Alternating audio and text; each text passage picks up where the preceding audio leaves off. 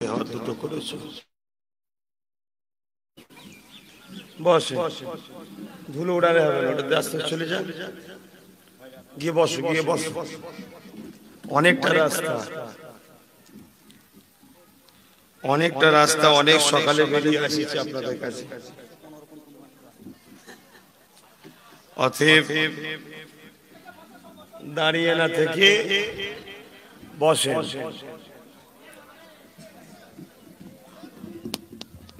কি হয়েছে? না না, এটা দূর থেকে করে। আচ্ছা আচ্ছা আচ্ছা, ঠিক আছে।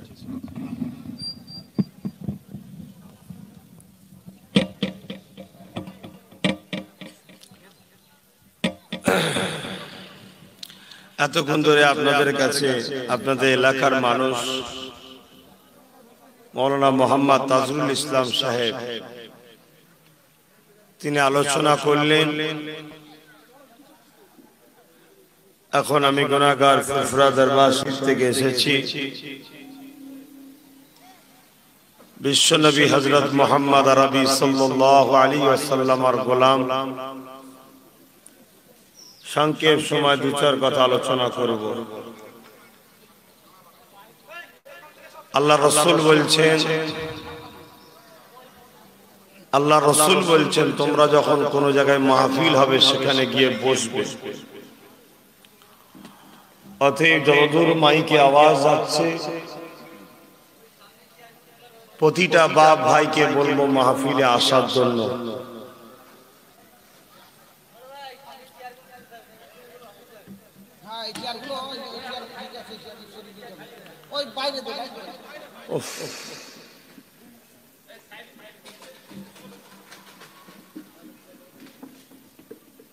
এই মাহফিলের একটা আদব আছে, সম্মান আছে।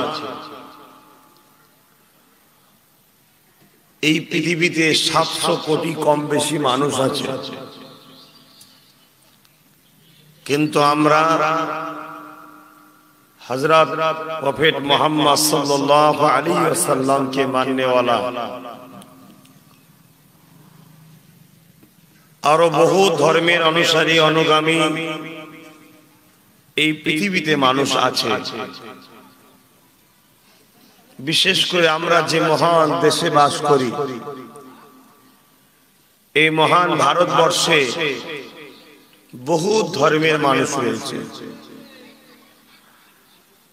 আর আমার দেশ এত সুন্দর একটা দেশ, যে দেশে এত ধর্মের মানুষ, এত ভাষার মানুষ থাকার পরও আমার দেশ সবাইকে সমান অধিকার দিয়ে মিলেমিশে বসবাস করছে হাজার হাজার বছর ধরে।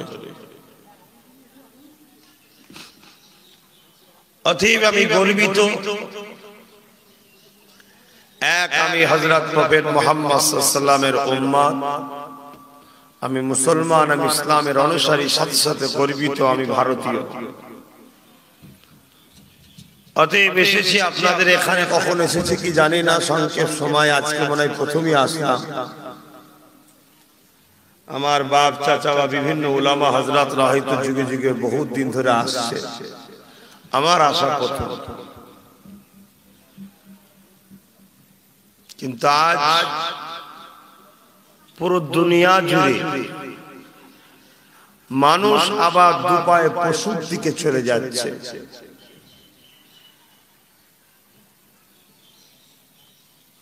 যেখানে মানবতা নেই, ইনসাফ নেই, ইনসানিয়াত নেই, ভ্রাতৃত্ব নেই, আমান নেই, সেই সমাজে কখনো যারা বসবাস করে, আমরা নিজেদের ঘরে মানুষ দাবি করলো, কিন্তু আমরা আস্তে আস্তে নিজেদের যে মানুষত্ব, সে মানুষত্বকে হারাতে শুরু করেছি। এই জায়গায় আজ থেকে ১৫০০ বছর আগের একটা ইতিহাস, যে সময়টাকে আইয়ামে জাহিলিয়াতের যুগ বলা হয়, সেই সময়ে মানুষগুলো এত অত্যাচার জুলুমের শিকার হয়েছিল। এত খারাপ দিকে মানুষগুলো চলে গিয়েছিল, সেই মানুষগুলোকে ভালো রাস্তা, ইনসাফ ইনসানিয়াতের রাস্তা, দাসত্বকে মুক্তি করার রাস্তা হযরত নবী মুহাম্মদ সাল্লাল্লাহু আলাইহি ওয়াসাল্লাম দেখিয়েছিলেন। অতএব সেই নবীর একজন গোলাম হিসাবে এবং দয়ার নবীর খানদানের একটা সন্তান হিসাবে আজ সংক্ষেপ সময় দুটো কথা আলোচনা করব, কেননা মৃত্যু সবার হবে। কুল্লু নাফসিন যায়িকাতুল মউত, প্রতিটা নফসকে মৃত্যু স্বাদ চাখতেই হবে, আজ না হয় কাল। মৃত্যু সবার হবে, কিন্তু মরণের পরে একটা জায়গা আছে, যে জায়গাটা হলো বিচারের দিন, হিসাবের দিন, ময়দানে মাহশর। কেন মহান স্রষ্টা আমাদেরকে বানিয়েছে ইল্লা লিয়াবুদুন, শুধুমাত্র তিনার দাসত্ব করার জন্য। তিনার দাসত্বটা কি? যে কাজ করলে খুশি হয় ওটাই হলো দাসত্ব। আর এইগুলো আমাদেরকে জানাবেন বলে যুগে যুগে নবী আলাইহিস সালাম দিগকে মহান স্রষ্টা পাঠিয়েছেন। নবী আলাইহিস সালামগণ আমাদের কাছে এসে কোন কাজটা করলে আল্লাহ খুশি হবে, কোন কাজটা থেকে দূরে থাকলে আল্লাহ খুশি হবে, এই শিক্ষা নবী আলাইহিস সালাম আমাদের ঘরে দিয়েছেন। হযরত নবী মুহাম্মদ সাল্লাল্লাহু আলাইহি সাল্লাম জানিয়েছেন পৃথিবীর বুকে তিনটে জায়গায় বসলে মহান স্রষ্টা খুশি হয়। প্রথম নম্বর হলো বাইতুল্লাহ, আল্লাহর ঘর মসজিদে যখন বান্দা বসে আমার আল্লাহ তখন তার উপরে খুশি হয়, বলুন সুবহানাল্লাহ। দ্বিতীয় নম্বর হলো বান্দা যখন তার মা বাপের মুখের দিকে তাকিয়ে বসে, মায়া ভরা নজরে মা বাপকে দেখতে থাকে, এই মা বাপের মুখের দিকে যখন বসেছে ওই বসাটাকে আমার আল্লাহ মহান স্রষ্টা রব্বুল আলামিন পছন্দ করেন, জোরে বলুন সুবহানাল্লাহ। তিন নম্বর হলো ক্বালা হালাকাজ যিকির, যেখানে আল্লাহর কথা হয়, ন্যায় কথা হয়, সত্য কথা হয়, ইনসাফের কথা হয়, ইনসানিয়াতের কথা হয়, মানবতার কথা হয়, মুক্তির কথা হয়, মানুষের অধিকারের কথা হয়, প্রেমের কথা হয়, সম্প্রীতির কথা হয়। এক কথায় যেখানে মানুষ মহান স্রষ্টাকে খুশি করার জন্য তেনার বাণী শোনার জন্য যেখানে বসে, ওই জায়গায় যখন বান্দা যে বসে আমার আল্লাহ তার বসাকে বড় পছন্দ করেন, জোরে বলুন সুবহানাল্লাহ। আজ আপনাদের এলাকায় নতুন এসেছি, আমি জানি না আপনাদের এলাকায় কোন ধরনের মানুষ, কোন স্টাইলের মানুষ, কি মাইন্ডের মানুষ আমার জানা নেই। তবে এতটুকু জানি বর্তমান আমি যেখানেই যাচ্ছি একদল জালিমরা বাধা দিচ্ছে, এটা আমি জানি। তা জামাতে আসাতে আপনাদের এলাকায় কোন জালিমদের কোন সমস্যা হয়েছে কি জানি না। অতএব যে যেখানেই আছে যদি আসতে কারো অসুবিধে হয় কমসে কম মাইকের আওয়াজও শুনুন আর জাগুন, কেন আজ ঘুমাবার সেই দিন নাই। যদি এখনো না জাগে তাহলে কিন্তু আপনাদের বহুত করুণ দিন আসবে, যেদিন জাগা সব চাইলো কিন্তু আপনি আর চোখ খুলতে পারবেন না। আর আপনাদের সবচেয়ে বড় ক্ষতি করছে আপনারই কম দাবিদার মুনাফিক মুসলমানরা। আপনাদের ক্ষতি হিন্দু দলিত আদিবাসী এরা করেনি, আপনাদের ক্ষতি করছে আপনার পাড়াতে রয়েছে, আপনারই মতো তারা মুসলিম সেজে রয়েছে। কখনো তারা চায় না যে আপনারা সমাজে মাথা তুলে বাঁচতে পারেন। কেন? তারা আপনাদের ঘরে নিয়ে ব্যবসা করে, হাজার হাজার কোটি টাকায় আপনাদের বিক্রি করে ব্যবসা করে, জালিমদের সাথে বেঈমানদের সাথে ব্যবসা করে। তাই একজন উম্মতে মুহাম্মাদি হিসাবে উম্মতে মুহাম্মাদিকে বাঁচাবার দায়িত্বে আজ বাংলা জুড়ে আমি মানুষকে শিক্ষা দিচ্ছি। তো যেখানে যেখানে যাচ্ছি আলহামদুলিল্লাহ, বাধা অনেক জায়গায় হচ্ছে ঠিকই, কিন্তু আলহামদুলিল্লাহ বাধা দিয়েও কিন্তু রুখতে পারছে না। কেন?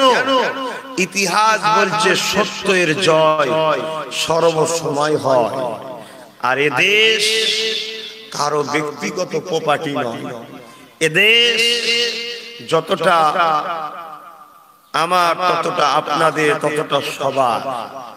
অতএব এদেশ মানুষকে বাক স্বাধীনতা দিয়েছে, মানুষ বলবে। তবে কারো ধর্মের উপরে আঘাত দেওয়ার স্বাধীনতা নাই। আর আমার ইসলামও আমাকে কারো ধর্মের উপরে আঘাত দিবার ইজাজত দেয়নি। আসুন সংক্ষেপে আলোচনা করব। যে বা যারা আসছেন একটু বসার চেষ্টা করবে, সওয়াব হবে। দরুদ শরীফ আল্লাহুম্মা সাল্লি আলা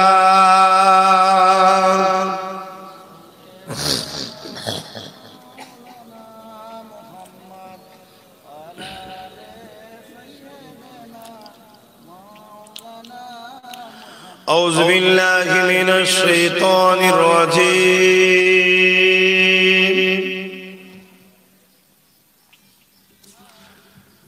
بسم الله الرحمن الرحيم.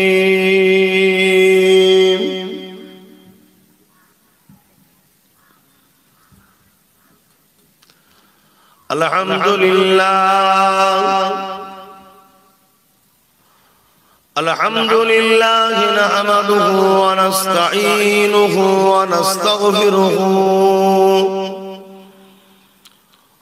ونؤمن به ونتوكل عليه ونعوذ بالله من شرور أنفسنا ومن سيئات أعمالنا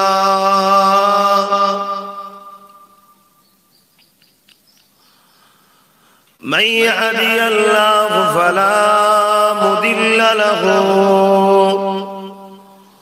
ومن يضلله فلا هادي له ونشهد أن لا إله إلا الله وحده لا شريك له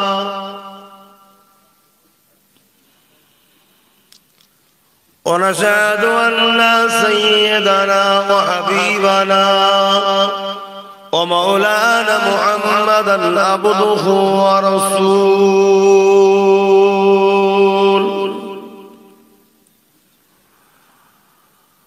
أما بعد فيا أيها الحاضرون رحمكم الله، قال الله تعالى في كلام المجيد والفرقان الحميد،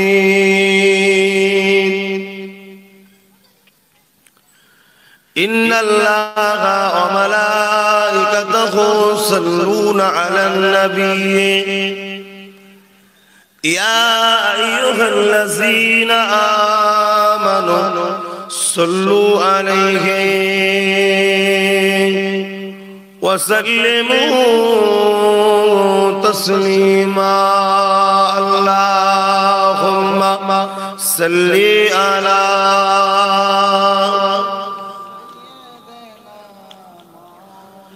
জবান খুলে খুলে পড়ে ওয়ালা আলি।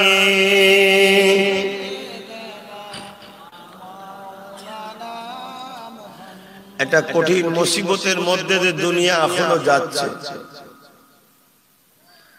মানুষ স্বাভাবিকভাবে জীবনযাপন করছে ঠিকই, কিন্তু সবার মধ্যে একটা আতঙ্ক সেই করোনার রয়ে গেছে। এর কারণ কি জানে? দুনিয়ায় যত পাপ বাড়বে, কোরআন বলছে দুনিয়ায় যত পাপ বাড়বে তত কঠিন কঠিন বিমার আসমান থেকে আসবে। আর যে বিমারের ট্রিটমেন্ট গবেষকরা করতে করতে করতে হাঁপিয়ে যাবে, যখন তার কিছু একটা সলিউশন বাহির হবে আবার সঙ্গে সঙ্গে আবার এক মুসিবত এসে যাবে। এর একটাই কারণ, পাপী বাড়ার জন্য। আজ আসুন, আমরা তো বিশ্বাসী যে নবীর উপর দরুদ পড়লে সওয়াব হয়, নেকি হয়। একটু মহব্বতে দরুদ শরীফ পড়ে, উচ্চ আওয়াজে পড়েন আল্লাহুম্মা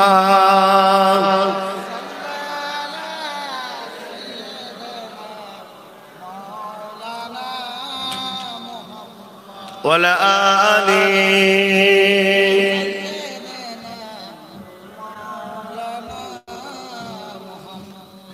पैगंबरों का रोज़ा दिखा दे खुदाया, दरे मुद्दत से मिला दे खुदाया। पैगंबरों का रोज़ा दिखा दे खुदाया, दरे मुद्दत से मिला दे खुदाया। शराबे मोहब्बत पिला दे खुदाया। पैगंबरों का रोज़ा दिखा दे खुदाया। अल्लाहुम्मा सल्ली अला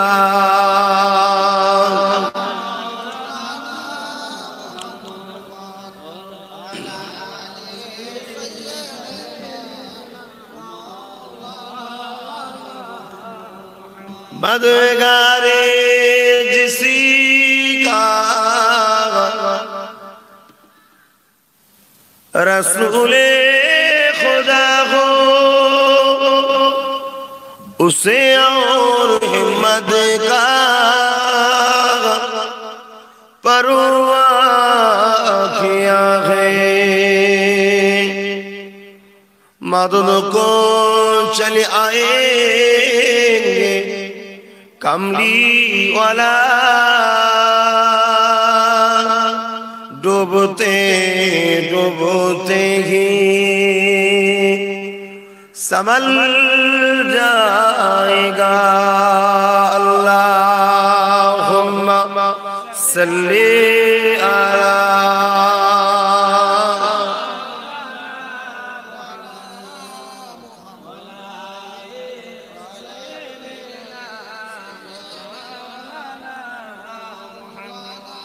कलमे ला इलाहा इल्लल्लाह, ला इलाहा, जोरे जोरे ला इलाहा इल्लल्लाह, ला इलाहा,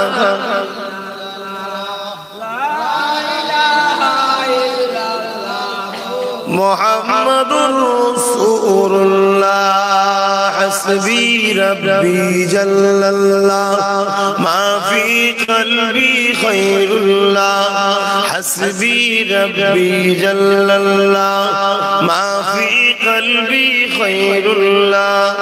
नूर मुहम्मद सल्लल्लाह, हक़ ला इलाहा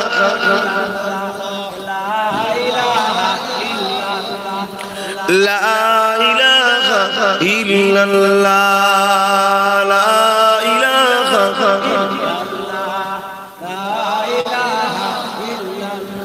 ला इलाहा इल्लल्लाह,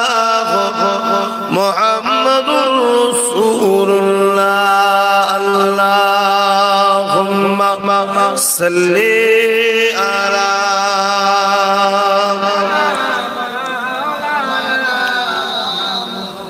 ওয়ালা আলি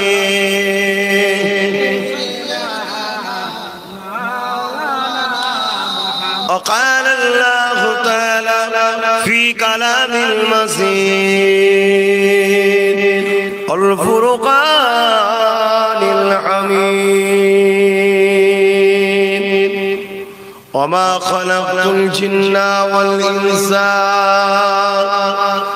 إلا ليعبدون আমার আব্বা জানেরা, আমার আম্মা জানেরা, আমার ভাইরা, আমার বোনেরা, এসেছি আপনাদের পীরের আওলাদ, আপনাদেরই সন্তান, আপনাদেরই ভাই।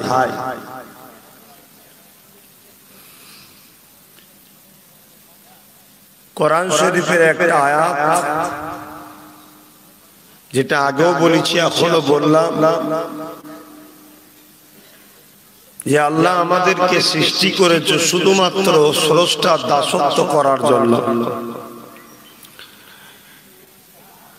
এই দুটো চোখ, দুটো কান, দুটো হাত, দুটো পা কে দিয়েছে ভাই? একটু সকলে জবান খুলে বলুন, কে দিয়েছে? অথচ এই চোখ দিয়েছে আল্লাহ।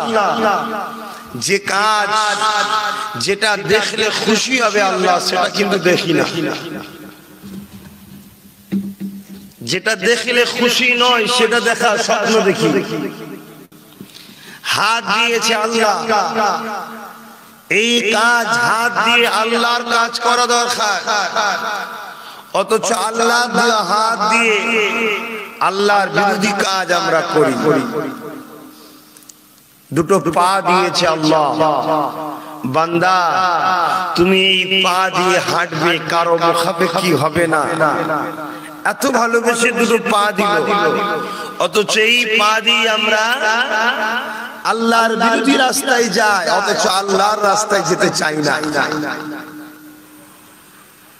যুগে যুগে মানুষ আল্লাহ ভুলে, রাসূল ভুলে, স্রষ্টাকে ভুলে যখনই পাপের জঙ্গলে জড়িয়ে গেছে, অশান্তির দাবানল যখনই চলে উঠেছে, তখনই মহান স্রষ্টার পক্ষ থেকে ওই মানুষগুলোকে শান্তি ও মানবতা, ইনসাফের রাস্তা দেখাবার জন্য মহান স্রষ্টা রব্বুল আলামিন তিনার পক্ষ থেকে মেসেঞ্জার, পথ প্রদর্শক, আওতার নবী রাসূল পাঠিয়েছে। 1 লক্ষ মতান্তর 2 লক্ষ 24,000 নবী রাসূল পয়গম্বর পথ প্রদর্শককে মহান রব্বুল আলামিন পাঠিয়েছে। ঠিক আজ থেকে 1,500 কিছু কম বেশি আগে 570 খ্রিস্টাব্দে 12 রবিউল আউয়ালে আব্দুল্লাহ লাল আমিনা দুলাল হযরত মুহাম্মদ রাসূলকে আমার আল্লাহ পাক পৃথিবীর মানুষকে শান্তি ও কল্যাণ, মুক্তির রাস্তা দেখাবার জন্য পাঠিয়েছিলেন। জোরে বলুন সুবহানাল্লাহ। আমার নবী আসার আগে পৃথিবীর ইতিহাসটা সংক্ষেপে একটু বলছি, শোনেন। ছিল অত্যাচার করেছিল, মানুষের স্বাধীনতাকে কেড়ে নিয়েছিল, মানুষের অধিকারকে কেড়ে নিয়েছিল, মানুষকে কৃতদাস বানিয়ে দিয়েছিল, নারীকে ভোগের পাত্র বানিয়ে দিয়েছিল, মা বেটিদের ইজ্জত আবরু তুলে দিয়েছিল, গরিবদের গলায় বেল লাগিয়ে দিয়ে তাদেরকে বাজারে বিক্রি পর্যন্ত করতে লাগলো। আর ফেরাউনের বিরুদ্ধে যে বলে, সঙ্গে সঙ্গে তাকে জিন্দানে ভরা হয়, তাকে হত্যা করা হয়, তাকে মারা হয়, তার উপর জুলুম করা হয়, তাকে সুলিতে চাপানো হয়, তাকে বেতের আঘাত করা হয়। এই রকম অত্যাচার যখন পৃথিবীর বুকে কালো ভাবে ছেয়ে গেল, অন্ধকারে আচ্ছন্ন হলো, এই অসহায় মানুষগুলোকে মুক্তি দিবার জন্য, ইনসাফ ইনসানিয়তের রাস্তা, কৃতদাসকে মুক্তি দিবার জন্য মহান স্রষ্টা রব্বুল আলামিন মুসা নবী আলাইহিস সালামকে পাঠিয়েছিলেন। জোরে বলুন সুবহানাল্লাহ। এই যুবকেরা মন দিয়ে শোনো, যত নাচছো বেশি নাচা ভালো নয়। আজ আমার কওমের মধ্যে কিছু মীর জাফর বেরিয়েছে, ওই মীর জাফর গুলোকে 10,000 20,000 টাকা দিয়ে মাথা মোটা গুলোকে আমাদের পিছনে লাগাচ্ছে, কিন্তু আমাদের যাবার পরে মীর জাফরের গুলো পালা আসছে, সেটা বুঝতে পারছে। সিরাজউদ্দৌলার পরে তো মীর জাফরই পালা আসছে, মাথা মোটা গুলো বোঝে না তো। 10,000 টাকা পেয়েছে, হারাম খেয়ে মাথা কাজ করছে না, খানদানে রশিদের বিরোধী শুরু করে দিচ্ছে। কপাল ফাটা জাহান্নামী। আজ এসেছি কিছু বলছি, মন দিয়ে শোনো। অর্ধেক তো বেঈমান হয়েই গেছে, আছে তবু আমাদের চেষ্টা একটু বুঝানো, যদি একটু পরিবর্তন হয়, যদি একটু পরিবর্তন হয়। এই মাহফিলটাই বসতে হয়, এটাই মুসলমান জানে। এরা আবার বলে আমরা মুসলমান, কত বড় এরা নোংরা হয়ে যাচ্ছে। আর এমনি গজব আসছে, গোলাম, চাকরি নেই, জেলে বেশি, থানায় বেশি, কোর্টে বেশি, জমি চলে যাচ্ছে, চাকরি চলে যাচ্ছে, শিক্ষা চলে যাচ্ছে। এ তো খোদার মা, এ তো গজব একটা। কেন? এরা নিজেরাই বোঝে না এরা কারা।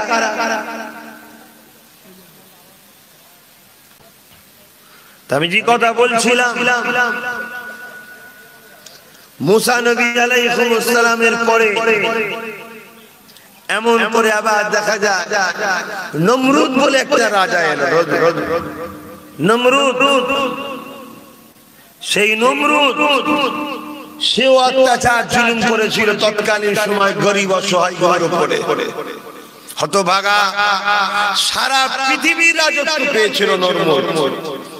আর আজকে আমাদের দেশে একটা গ্রামের মেম্বার হয়ে যাবে মিজাজ নাই, যেন মনে হচ্ছে তো অর্ধেক পৃথিবীর রাজা হয়ে যাচ্ছে। নমরুদ সারা পৃথিবীর রাজত্ব পেয়েছিল, সারা পৃথিবীর রাজত্ব পেয়ে গিয়ে গরিবের উপরে জুলুম করতে লাগলো, মানুষের উপর অত্যাচারী স্টিক রোলার চালাতে লাগলো।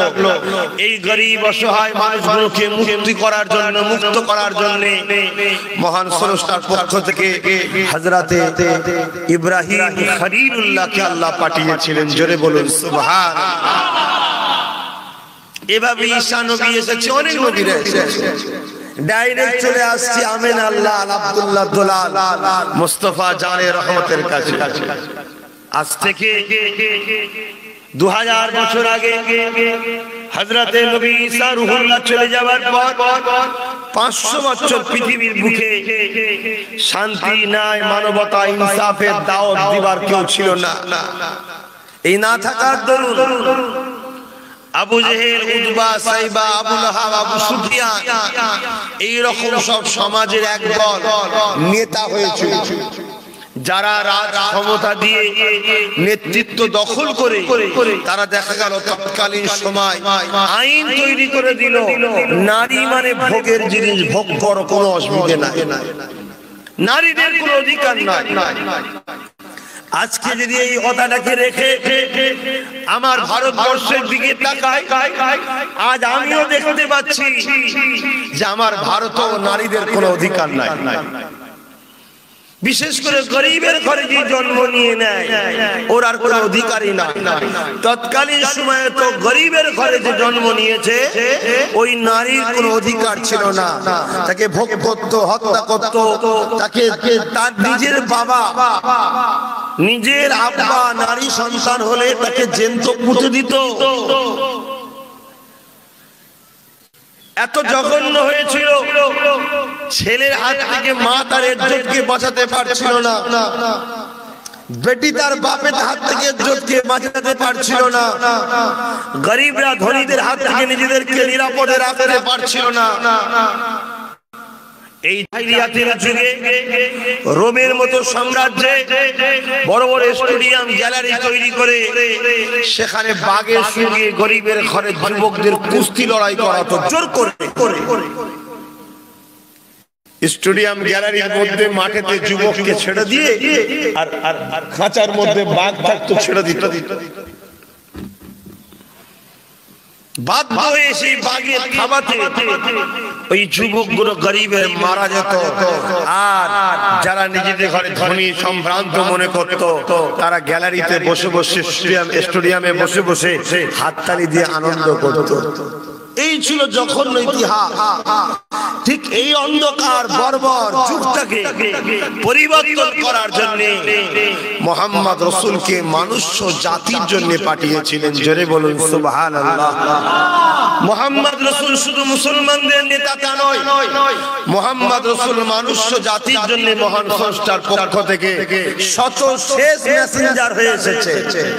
অতএব যতটা মুসলমানদের, ততটা হিন্দু, দলিত, আদিবাসী, বাগদা, সাঁওতাল, খ্রিস্টান, সমস্ত মানুষের জন্য মুহাম্মদ রাসূল স্রষ্টার পক্ষ থেকে পথ প্রদর্শক নবী, রাসূল, পয়গম্বর অবতার হয়ে এসেছেন। বলুন সুবহানাল্লাহ। তিনি এসে মানুষকে বুঝাতে লাগলেন। সর্বপ্রথম Abu Jahal, Utba, Shaiba, Abu লাহাবকে বলল, এ তোমরা গরিবদের উপরে জুলুম করছো কেন? মানুষের উপর অত্যাচার করছো কেন? মানুষকে কৃতদাস বানাচ্ছ কেন? নারীগুলোকে ভোগ করছো কেন? নারীগুলোকে জ্যান্ত জ্যান্ত বালির মাটিতে পুঁতে দিচ্ছ কেন? তারা বলেছিল নারীদের বাঁচার অধিকার নাই, নারী হলো অশুভ। আল্লাহ নবী বলেছিলেন, তোমরা বোকার মতো কথা বলছো, মূর্খ জাহিলিয়াতের কথা বলছো। মহান স্রষ্টা আমাকে পাঠিয়েছে তোমাদেরকে সত্য রাস্তা দেখার জন্য।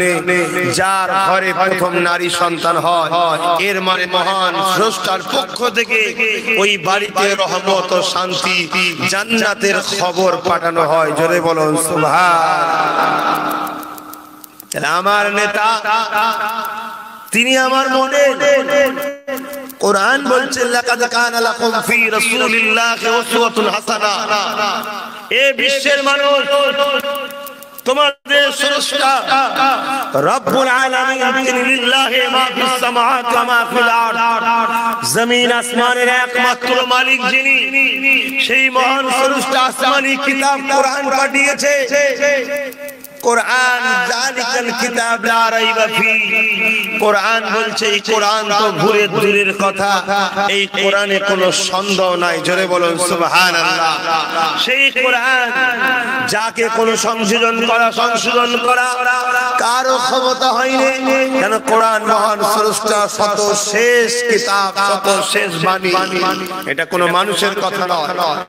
মহান স্রষ্টা জানাচ্ছে, আমি তোমাদের জন্য মডেল করে পাঠিয়েছি উসওয়াতুন হাসানা, সবথেকে উত্তম আদর্শওয়ালা মডেল মুহাম্মদ রাসূলকে। জোরে বলুন সুবহানাল্লাহ। তোমরা সবকিছু আমার নবীকে দেখো। ভালো মানুষ হতে চাও, মুক্তি পেতে চাও, শান্তি পেতে চাও, ইজ্জতে শুনিয়ে থাকতে চাও, দুনিয়া আখিরাতে মুক্তি চাও, তাহলে মুহাম্মদ রাসূলকে দেখো।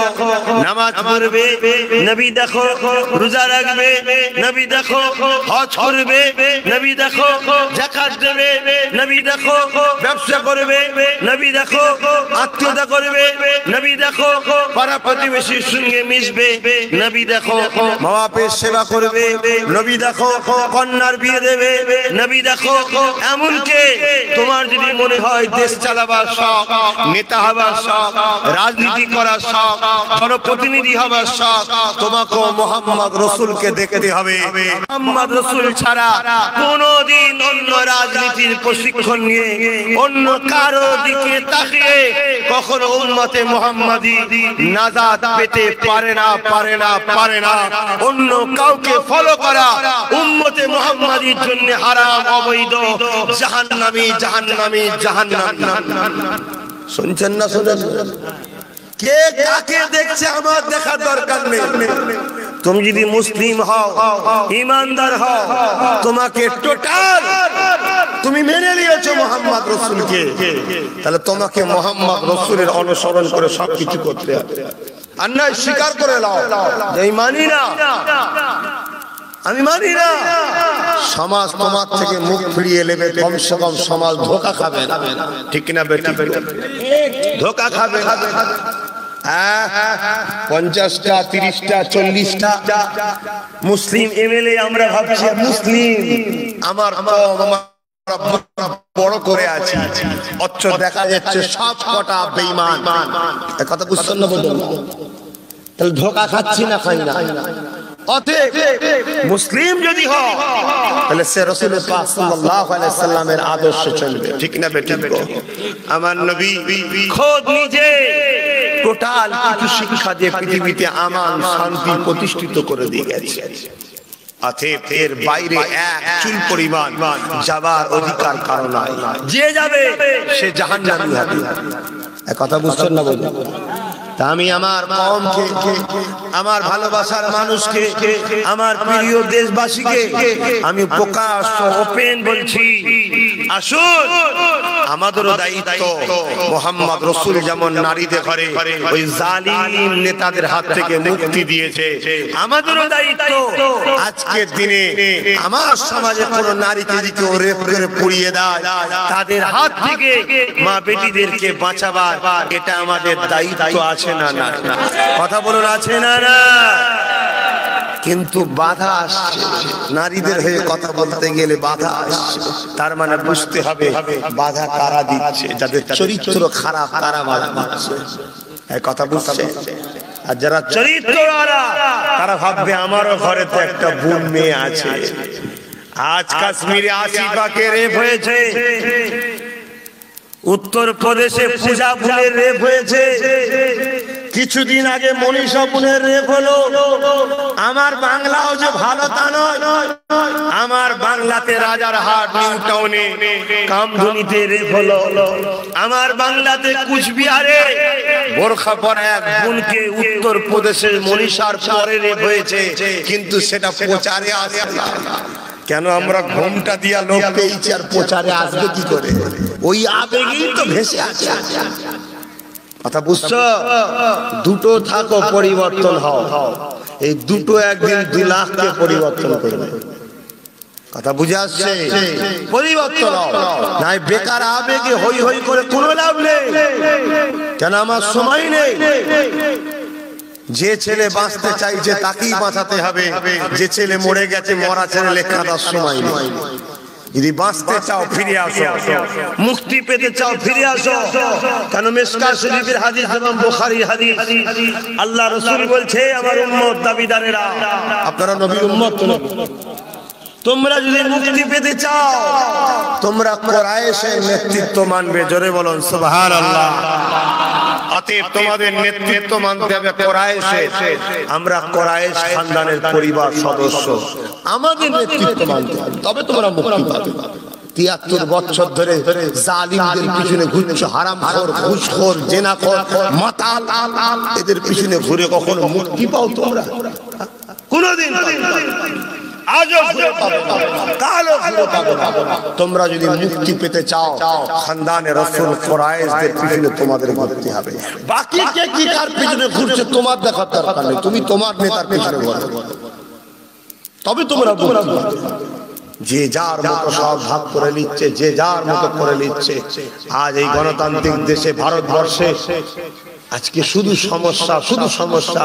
একটা কথা বলার স্বাধীনতা নেই, একটা কথা বলার অধিকার নেই, একটা ধর্মীয় কাজ হবে পালন করার অধিকার নেই, ন্যায়ের কথা হবে, ইনসাফের কথা হবে, কথা বলার অধিকার নেই, মা বেটিদের ইজ্জত বাঁচাবার কথা হবে, কথা বলার অধিকার নেই। আরে আমি আব্বাস সিদ্দিকী কি বলেছি? আমি আব্বাস সিদ্দিকী বলেছি বাংলায় ভারতকে রাস্তা দেখায়। ব্রিটিশদের তারাবার মূল শুরুয়াত হয়েছিল বাংলা থেকে। বাংলায় ভারতকে রাস্তা দেখায়।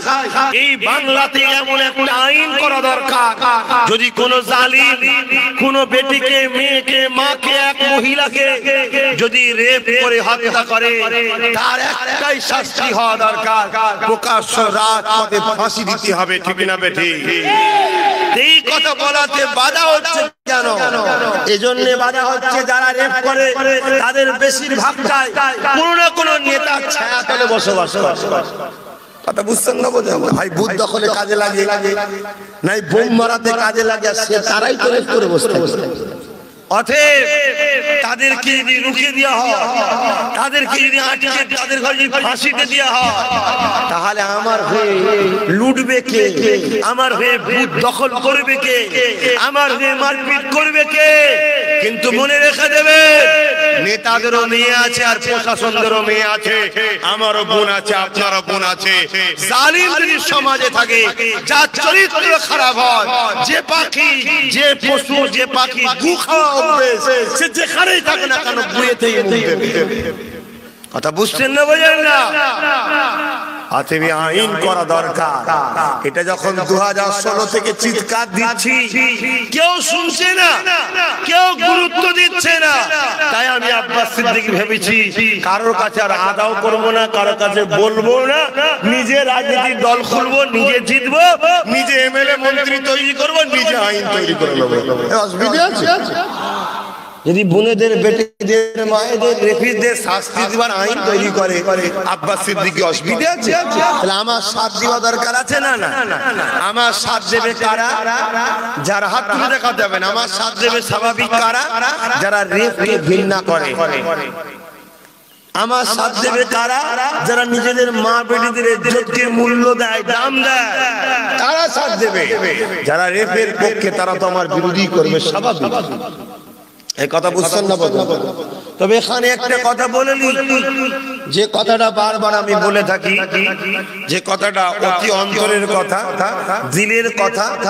আমি কাউকে ভয় করি না আর কাউকে ভয় করে চলি না। সে দেশের পিএম হোক আর সিএম হোক, কোন বেটাকে চারানা দাম আমি দিই না। কথা বুঝছেন না, বোঝেন না? কেন? আমি এতটুকু জানি, আমি মোস্তফার গোলাম। অতএব আমি মনে করি একটা ফুটপাতে পড়ে থাকা ভিখারি, ফুটপাতে পড়ে থাকা ভিখারি যদি সে সততার রুটি খায়, ইমানদারি হয়, জালিম না হয়, আমি মনে করি একটা জালিম যদি আমেরিকার ডোনাল্ড ট্রাম্পও হয়, তার থেকে ওই ফুটপাতে পড়ে থাকা লোকটা আমার কাছে অনেক মূল্যবান, আমি মনে করি। কথা বুঝে আসছে? কিন্তু এটা সত্য কথা, যেটা আমি আপনাদের বলে দেওয়া দরকার। কারণ কালকে আমার কাছে ফোন করেছিলেন দাদু, যে আমি মাহফিল করছি, আমার মাহফিলে বাধা দিচ্ছে প্রশাসন ভাইয়েরা। আমার কাছে খবরটা দিল। আমি এমদাদুলকে বলেছিলাম, শোনো, প্রশাসন ভাইয়েরা বাধা দেয়নি, তাদেরকে বাই প্রেসার দিয়ে করানো হচ্ছে। না হয় সেই ব্যাটারি গুলোকে দেখা যাবে হয় জঙ্গল মহলে পাঠাবে, আর নাই যে কোনো বাহানাতে তাদের পদকে নিচু করে দেবে, নানা রকম মেন্টাল টর্চার করা হবে। তাই বাধ্য হয়ে তেনারা করছে। ফোনটা আমাকে দাও, আমি কথা বলে নিচ্ছি। দেখ, তিনি কথা বলতে চাননি, সেটা তেনার ব্যক্তিগত ব্যাপার, কি কারণে।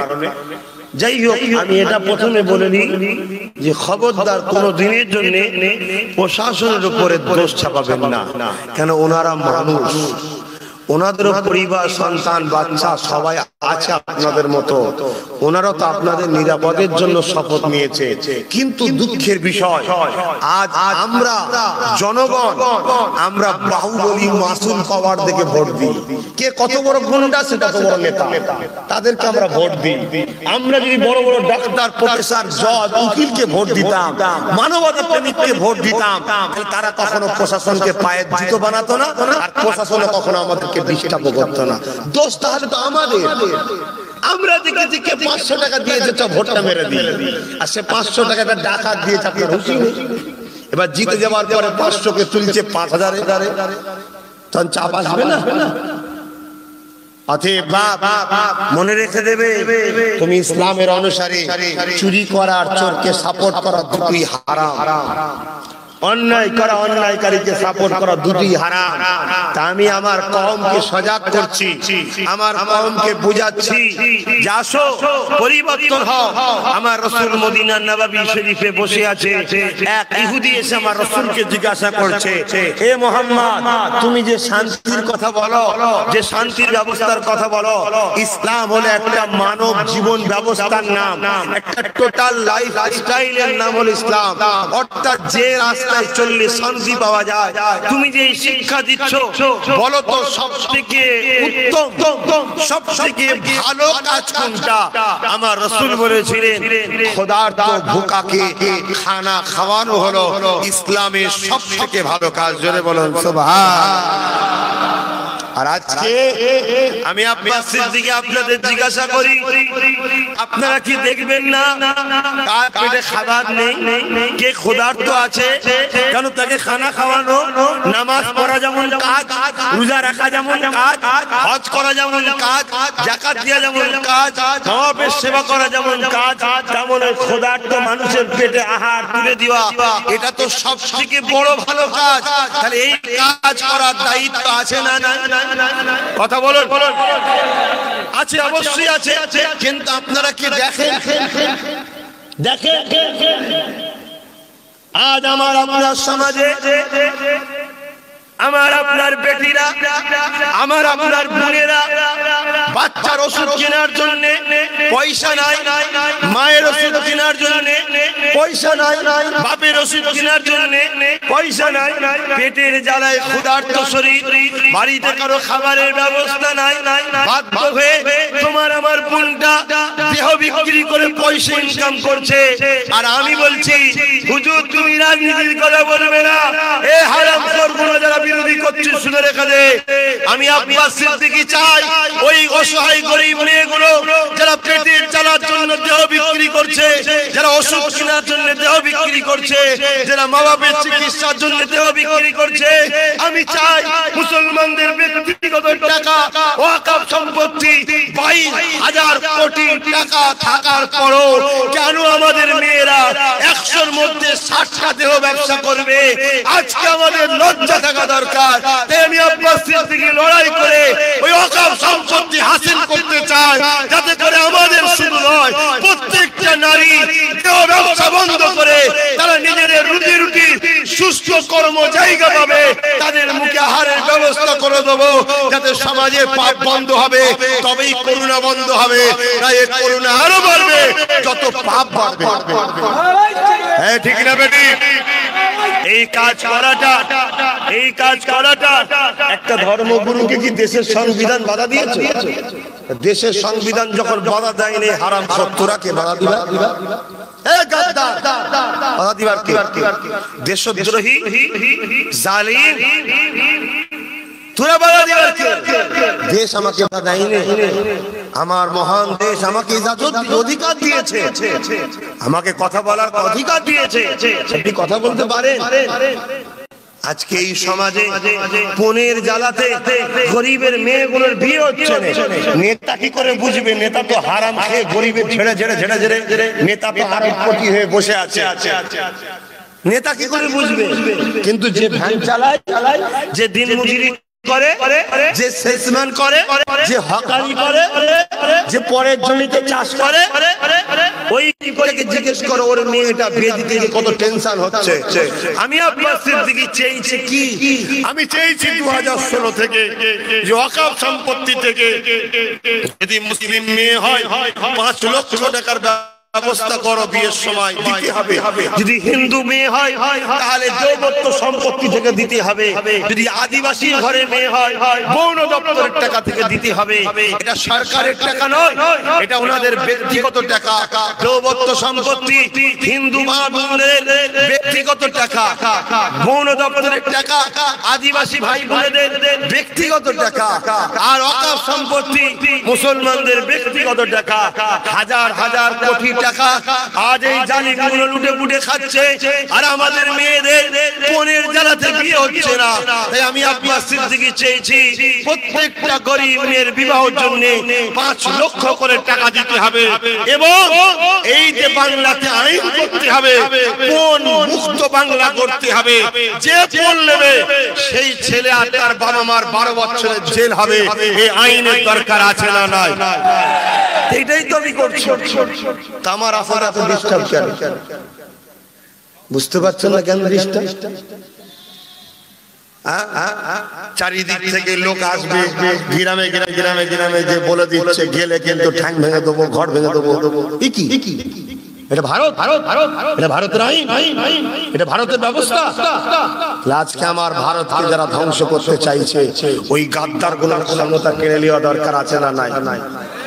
অতএব দূরে কাছে যে যেখানে আছো, প্রত্যেকে আজ থেকে শপথ নাও, যারা আমাদের অধিকারকে কাড়ে, যে পাওয়ারে অধিকার কাড়ে, ওই পাওয়ারটা প্রথম কেড়ে নেবে।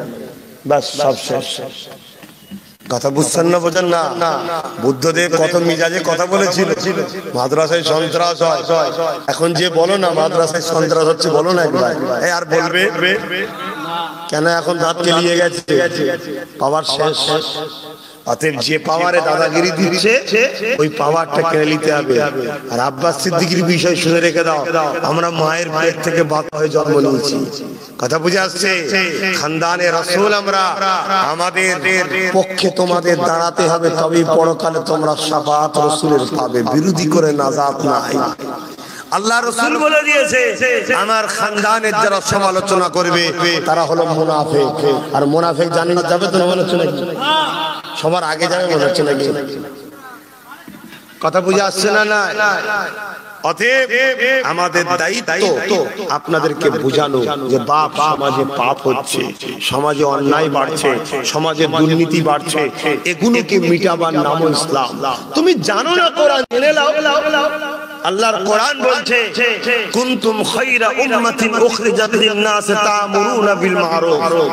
হে উম্মতে মুহাম্মাদি, আমি আল্লাহ তোমাদেরকে শ্রেষ্ঠ উম্মত করেছি, তোমরা মানুষকে ভালো কাজের আদেশ দেবে, খারাপ কাজ থেকে বিরত থাকবে।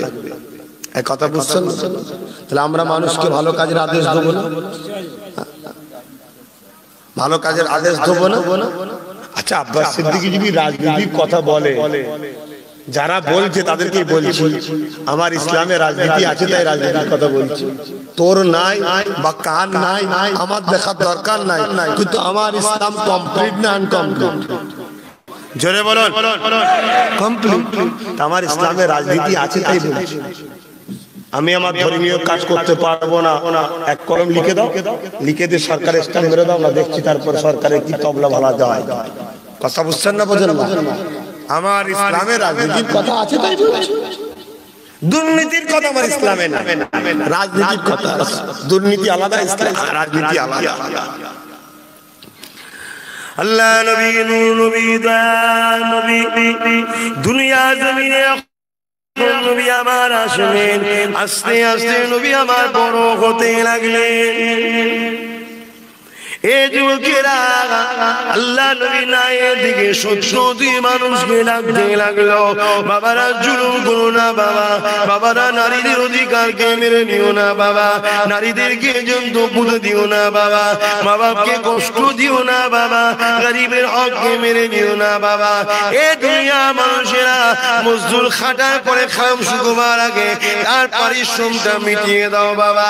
এইভাবে নবী আমার নায়ের কথা, সত্যের কথা, ইনসাফের কথা, মানবতার কথা যখন বলতে লাগলো, তৎকালীন সময় পিতা ছিল Abu Jahal, Utba Shaiba Abu Lahab, Abu Jahal Utba Shaiba Abu Lahab দেখতে লাগলো মুহাম্মদ যা বলছে সত্য বলছে, কিন্তু মুহাম্মদকে রুখতে হবে। মুহাম্মদকে না রুখতে পারলে আমার দুর্নীতিবাজ নেতৃত্ব চলে যাবে, রাজনীতির নামে দুর্নীতি বন্ধ হয়ে যাবে, আমার শোষণ নীতি বন্ধ হয়ে যাবে, আমার জুলুম নীতি বন্ধ হয়ে যাবে, আমার কৃতদাসতা নীতি বন্ধ হয়ে যাবে। এই জন্য তৎকালীন সময় আবু জেহেল, উতবা সাইবা আমার নবী পাকের মাহফিলকে বাধা দিয়েছিল। আর আমার নবীর মাহফিলে যারা আসতো তাদের রাস্তার মোড়ে মোড়ে আটকে আটকে দিত। এই যুবকেরা, আপনারা তরুণেরা, সাহাবারা নিজেদের প্রাণ পর্যন্ত দিয়ে দিয়েছে, তথাপি আল্লাহর নবীকে তারা ছাড়েনি।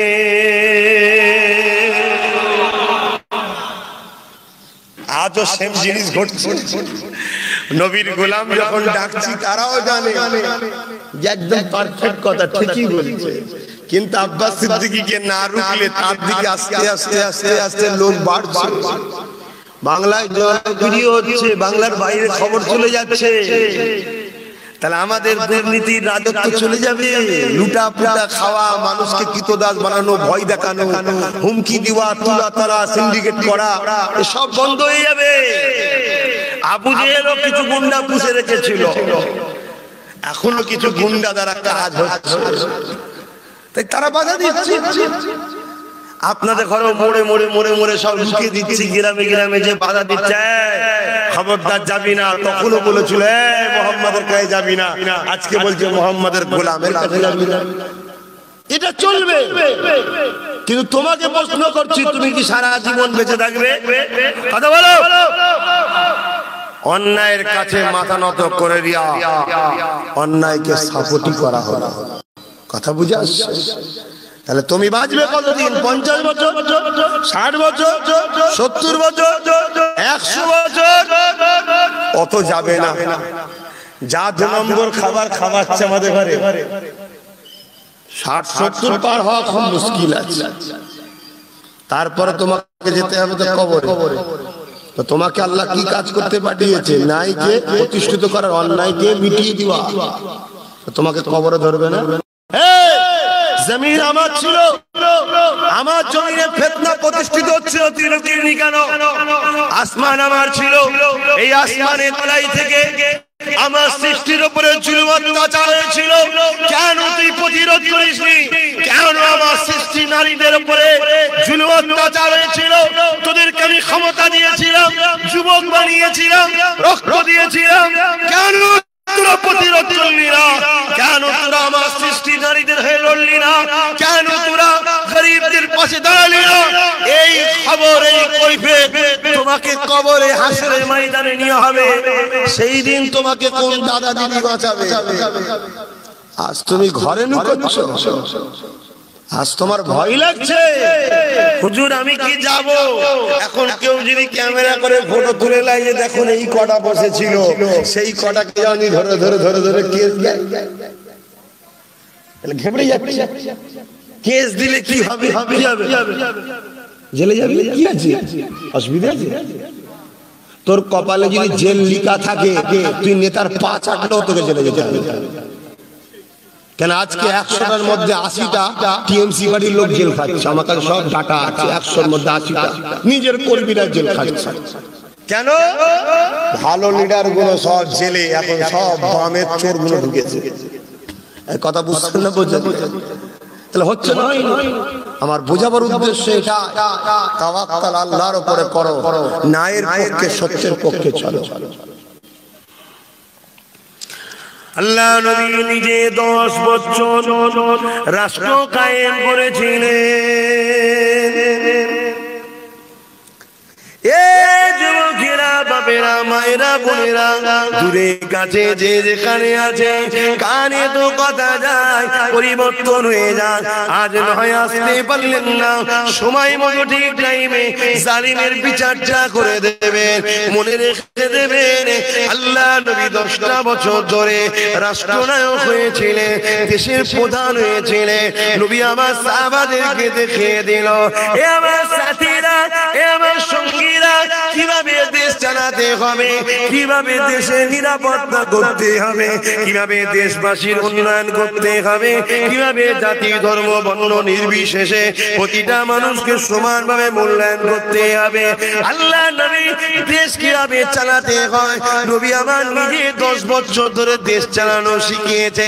এখন যদি কোনো মূর্খর মাথায় ঢোকে আপনি রাজনীতি করবেন কেন, এ মূর্খ শুনে রেখে দে, আল্লাহ নবী খোদ নিজে 10 বছর দেশ চালিয়ে দেখিয়ে দিয়ে গেছে কিভাবে দেশ চালাতে হয়, কিভাবে সমাজ ব্যবস্থা করতে হয়, কিভাবে আইন ব্যবস্থা করতে হয়, কিভাবে বর্ডার সিকিউরিটি রাখতে হয়, কিভাবে মানুষের নিরাপত্তা দিতে হয়, কিভাবে বিচারটা করতে হয়। আল্লাহ নবী দেশ চালাতে লেগেছে। এমন সময় নবীর কাছে একটা বিচার আসলো। কি বিচার আসলো? একটা ঘোড়ার কেলেঙ্কারি হয়েছে। কি কেলেঙ্কারি হয়েছে?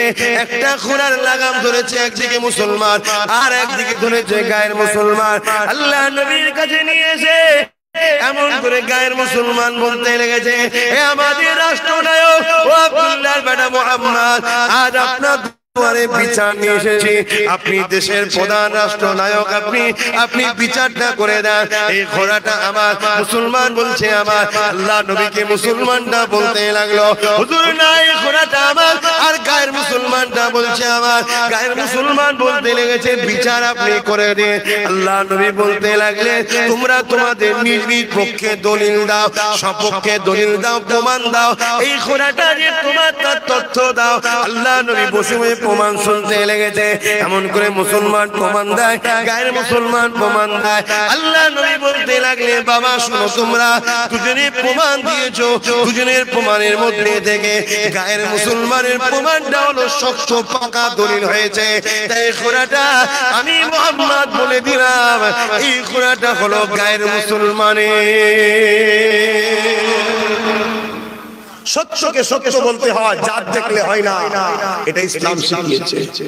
আর আজকে জাত দেখা হচ্ছে, রেপ করার পরেও বলছে ঠিক করেছিস কেন, মুসলিম মেয়েকে রেপ করেছিস। তো এই সমাজ অন্ধকারের দিকে যাচ্ছে না যায়, তো এই সমাজকে আলো দেখাতে হবে। তে আলো দেখাবে কি? কানাগুলো, আলো তো আমরা দেখাবো। তা আমরা যখনই কথা বলতে যাচ্ছি কানাদের অসুবিধা হচ্ছে। তা কে দেখবে না দেখবে আমার দেখার দরকার নেই, যার ভালো লাগবে সে দেখে নেবে, ঠিক না বেটে?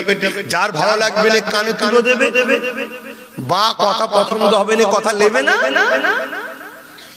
দাদাগিরি মস্তানি চলবে না। বাবা কেন ভারত করো দাদা, দাদাগিরি মানে না। ব্রিটিশদের মতো সাদা চামড়া দালাল গুলোকে, জালিম গুলোকে তারাতে বেশি সময় লাগে না। যখন খেপেছিলাম আমরা, অর্থাৎ উলামারা, শুনে রেখে দাও, ততদিন ব্রিটিশ হুকুমত মাথা তুলে খুব দাবিয়ে বেরিয়েছিল, যতদিন উলামারা মাথা গলায়নি। আর যখনই উলামারা মাথা গলালো, ব্রিটিশদের বলতে বাধ্য হয়েছে যে আজ আমাদের মাথা ব্যথা ধরেছে, কেন উলামারা মাথা গলিয়েছে।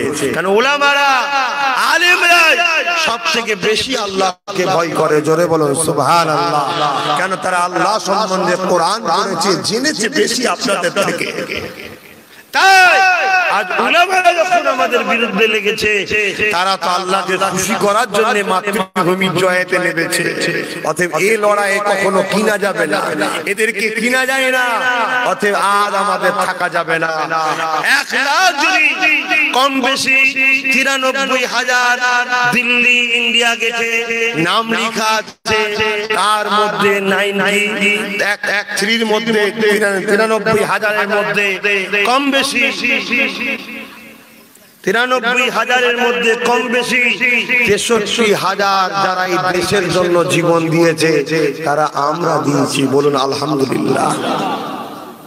মাতৃভূমির প্রেমে দিয়েছি। মাতৃভূমিকে প্রেম করা ইসলামে জায়েজ না হারাম? জোরে বলুন। আমার মাতৃভূমি আজকে চোরেদের হাতে চলে যাচ্ছে, আমি ভালোবাসবো না?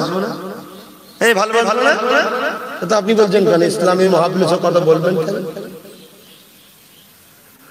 আল্লাহ নবী আমাদের জন্য মরে, নবী আমার মাতৃভূমিকে ভালোবেসেছে কিভাবে শোনেন। আল্লাহ নবী তিনি এমন করে মক্কা জমিনে এসেছিলেন। নবী পাকের মাতৃভূমি হলো মক্কা।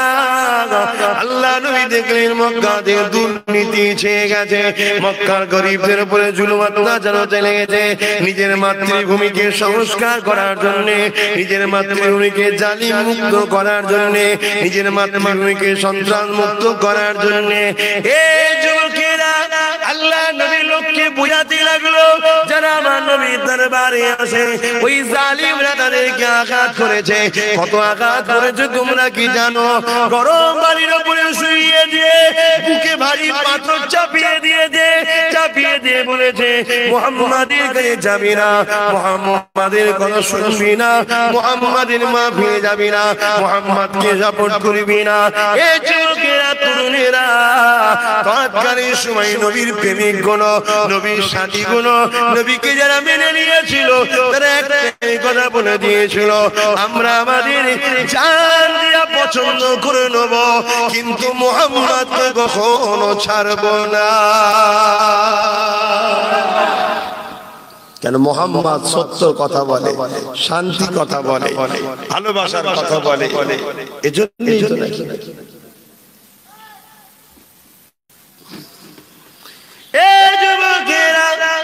শুধু যে মুসলমানের জন্য কথা বলবেন তা নয়, প্রতিটা মানুষের জন্য কথা আমাদেরকে বলতে হবে। কেন আমাদের নবী সবার নবী, আমাদের নেতা সবার নেতা। আল্লাহ নবী নূর নবী দয়ার নবী একদিন রাস্তা দিয়ে যেতেছিল, নবী আমার দেখতে পেলেন এমন সময় রাস্তা ধারে ধুলোবালি মাখা অবস্থাতে একটা বুড়ি মহিলা বসে আছে। শুনছেন তো? শোনেন বাবা, আবার কবে আসবো না আসবো এমনি বহুত দূর, তবে হ্যাঁ হাত বাড়ালে আমি আসবো। কেন কেউ ডুবছে আমি তুলতে চাইছি, সে যদি আমার হাত না ধরে তো আমি তুলবো কি করে?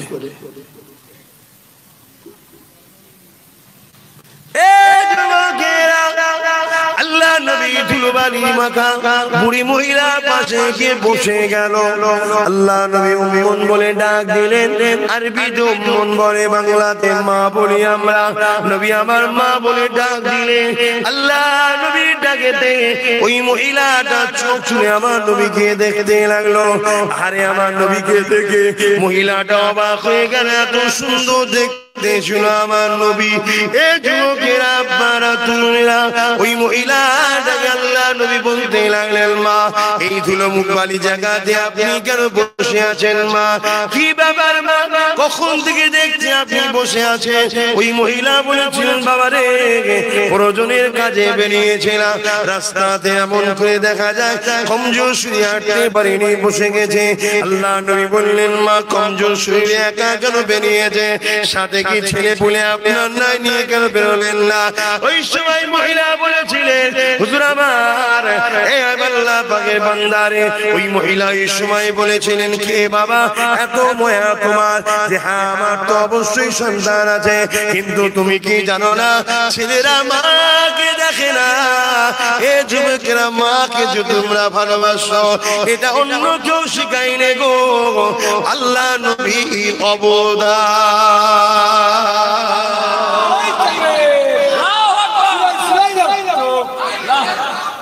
কথা বুঝা আসছে? এটা আমার রাসূল শিখিয়েছে। আজকে যে কোনো ধর্মেরই হোক না কেন, যে বিবাহ করছে ১৫০০ বছর আগে বিবাহ প্রথা ছিল না, এটা মুহাম্মদ রাসূল শিখিয়েছে। বলুন আলহামদুলিল্লাহ। কথা বুঝে আসছে? এ যুবকেরা তরুণেরা, আল্লাহ নবী নূর নবী দয়ার নবী, নবী আমার এমন করে দেখা যায় ওই মহিলাকে বলতে লাগলেন, মা আপনি কি আমাকে ছেলে মনে করতে পারেন? মা যদি আপনি আমাকে ছেলে মনে করেন তাহলে আপনি আমার সঙ্গে চলুন মা, আমি আপনাকে আমার ঘরে নিয়ে যেতে চাই। এই যুবকেরা আল্লাহ নবীর এই কথা শুনে ওই মহিলা চোখের পানি রাখতে পারল না, ওই মহিলা কাঁদতে লাগলো। নবী আমার মহিলাটাকে ঘরে নিয়ে যেতে লাগলো। এই যুবকেরা কি বুঝাতে চায়? এই মহিলাটা কে ছিল? এই মহিলাটা ইসলামের অনুসারী ছিল না, এই মহিলাটা মুসলমান মহিলা ছিল না। এই মহিলার গলাতে ৩টে মাটির মূর্তি ছিল, একটার নাম লাত, আরেকটার নাম উজ্জা, আর একটার নাম হুবল। তৎকালীন সময় সব মাটির উপাসনা হতো। এই সময় মহিলাটা এক আল্লাহকে মানা মহিলা ছিল না, লাত উজ্জা হুবলের মাননেওয়ালা ছিল। এই যুবকেরা এইরকম একটা গাহির মহিলাকে আল্লাহ নবী নিজের ঘরে নিয়ে গেলেন, মা সম্বোধন দিয়ে তাকে ঘরে নিয়ে যে নবী আমার স্ত্রীকে বললেন সেবা করো। তার স্ত্রীরা সেবা করলে, তাকে খাওয়া দাওয়া করালো। এ যুবকেরা তরুণেরা, ওই মহিলা খাওয়া দাওয়া করে আরামের বিছানায় পিঠ দিতে লাগলো। আরামের বিছানায় পিঠ দিয়ে বিড়বিড় বিড়বিড় করে জবানে বলতে লাগলো, মুহাম্মদ ধ্বংস হয়ে যাক, মুহাম্মাদের হাত পড়ে যাক, মুহাম্মদ নির্বংশ হয়ে যাক।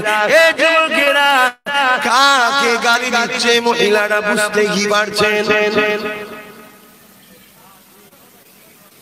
যিনি রাস্তা থেকে তুলে নিয়ে আসেন, তাই তো নাকি?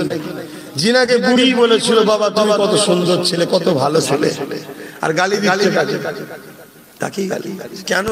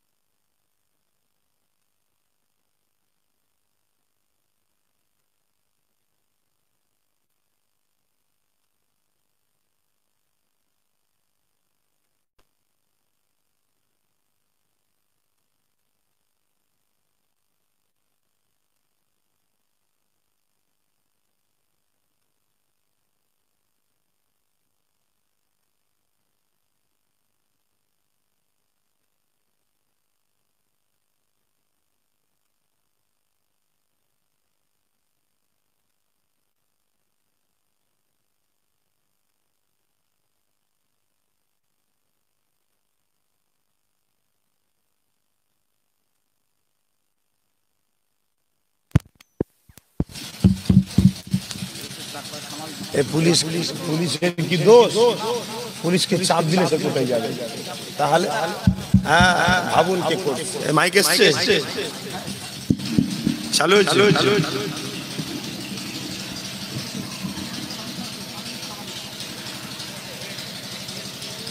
বাবেরা যে কথা বলছিলাম, আমার রাসূল তিনি কি শিক্ষা দিলেন দেখুন। রাস্তা থেকে অসহায় গায়ের মুসলিম মাকে তুলে গেল, নিজে তার সেবা করছে, তাকে খাইয়েছে, আবার সেই রাসূলকে গাল দিচ্ছে। নবীর পাক আহলিয়া আমাদের আম্মা জান শুনেছে, শুনে গিয়ে রাসূলকে শোনাচ্ছে, হুজুর আপনি কাকে এনেছেন? আমার নবী বলছে কেন গো, কি হয়েছে? হুজুর আপনাকে গালি দিচ্ছে। আল্লাহ নবী মুস্কে এসে বলেছিলেন, এ আমার প্রাণের স্ত্রী, ও তোমার মুহাম্মদকে গালি দেয়নি, ও আবু জেল উতবা সাইবা যে ভুল প্রচার করছে আমার সম্বন্ধে, সেই ভুল প্রচারের মুহাম্মদকে গালি দিয়েছে। কত সুন্দর আদর্শ দেখুন। আর আমরা হলে কি করতাম? বার কর গুলিকে ঘরকে ঘরকে ঘরকে। আতে মুসলমান যদি হও, প্রত্যেকটা ধর্মের বঞ্চিত অসহায় গরিব মানুষকে ভালোবাসতে হবে, তাদের পাশে দাঁড়াতে হবে। কেন? তারা তো তোমারই আল্লাহর সৃষ্টি। জোরে বলুন সুবহানাল্লাহ। তারাও তো মানুষ। অতএব মানুষ মানুষকে ভালোবাসতে হবে, পিয়ার পিয়ার পিয়ার। আল্লাহ নবী জানিয়ে দিলেন, লা ইয়ারহামুল্লাহু মান লা ইয়ারহামুন নাস। যে মানুষ মানুষের উপরে দয়া করে না, ওই মানুষটার উপরে আল্লাহ পাকের দয়া হবে না। আল্লাহর দয়া ছাড়া কেউ জান্নাত যেতে পারবে? আল্লাহর দয়া ছাড়া কেউ সুস্থ থাকতে পারবে? রুজিতে কারবার, ব্যবসা বাণিজ্য বরকত হবে? আজকে আমাদের হচ্ছে না কেন? আমরা মানুষ মানুষকে ভালোবাসি না, এই জন্য আল্লাহর রহমত পাই।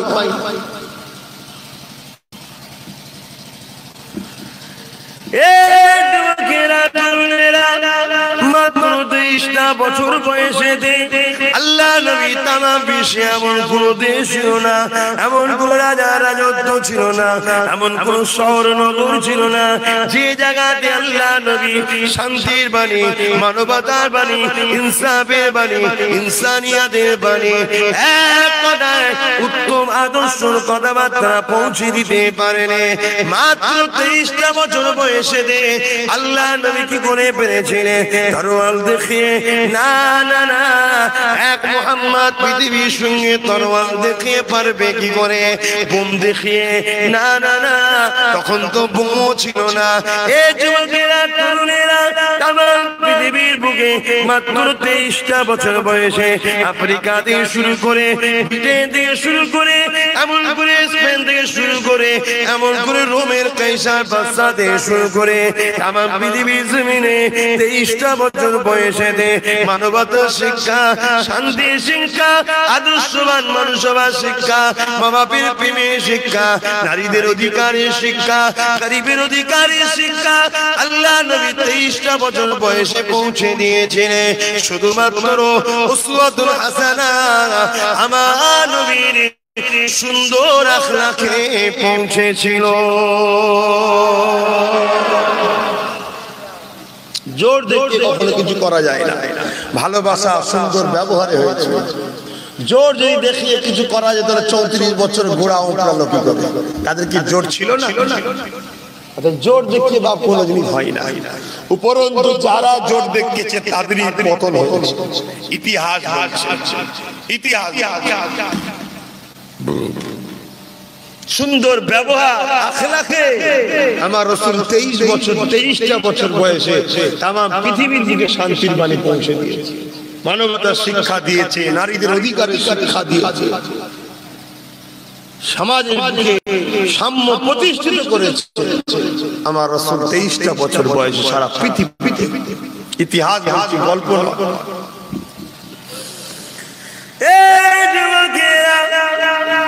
মানুষ মানুষকে ভালোবাসে, আল্লাহ নবী বলে দিলেন না আল্লাহ দয়া পাবে না। নবী পাকের আরেকদিন একটা কথা বলে শোনে, আল্লাহ নবী এমন করে মদিনা নববী শরীফে সাহাবা হুজুরদের নিয়ে বসে আছে।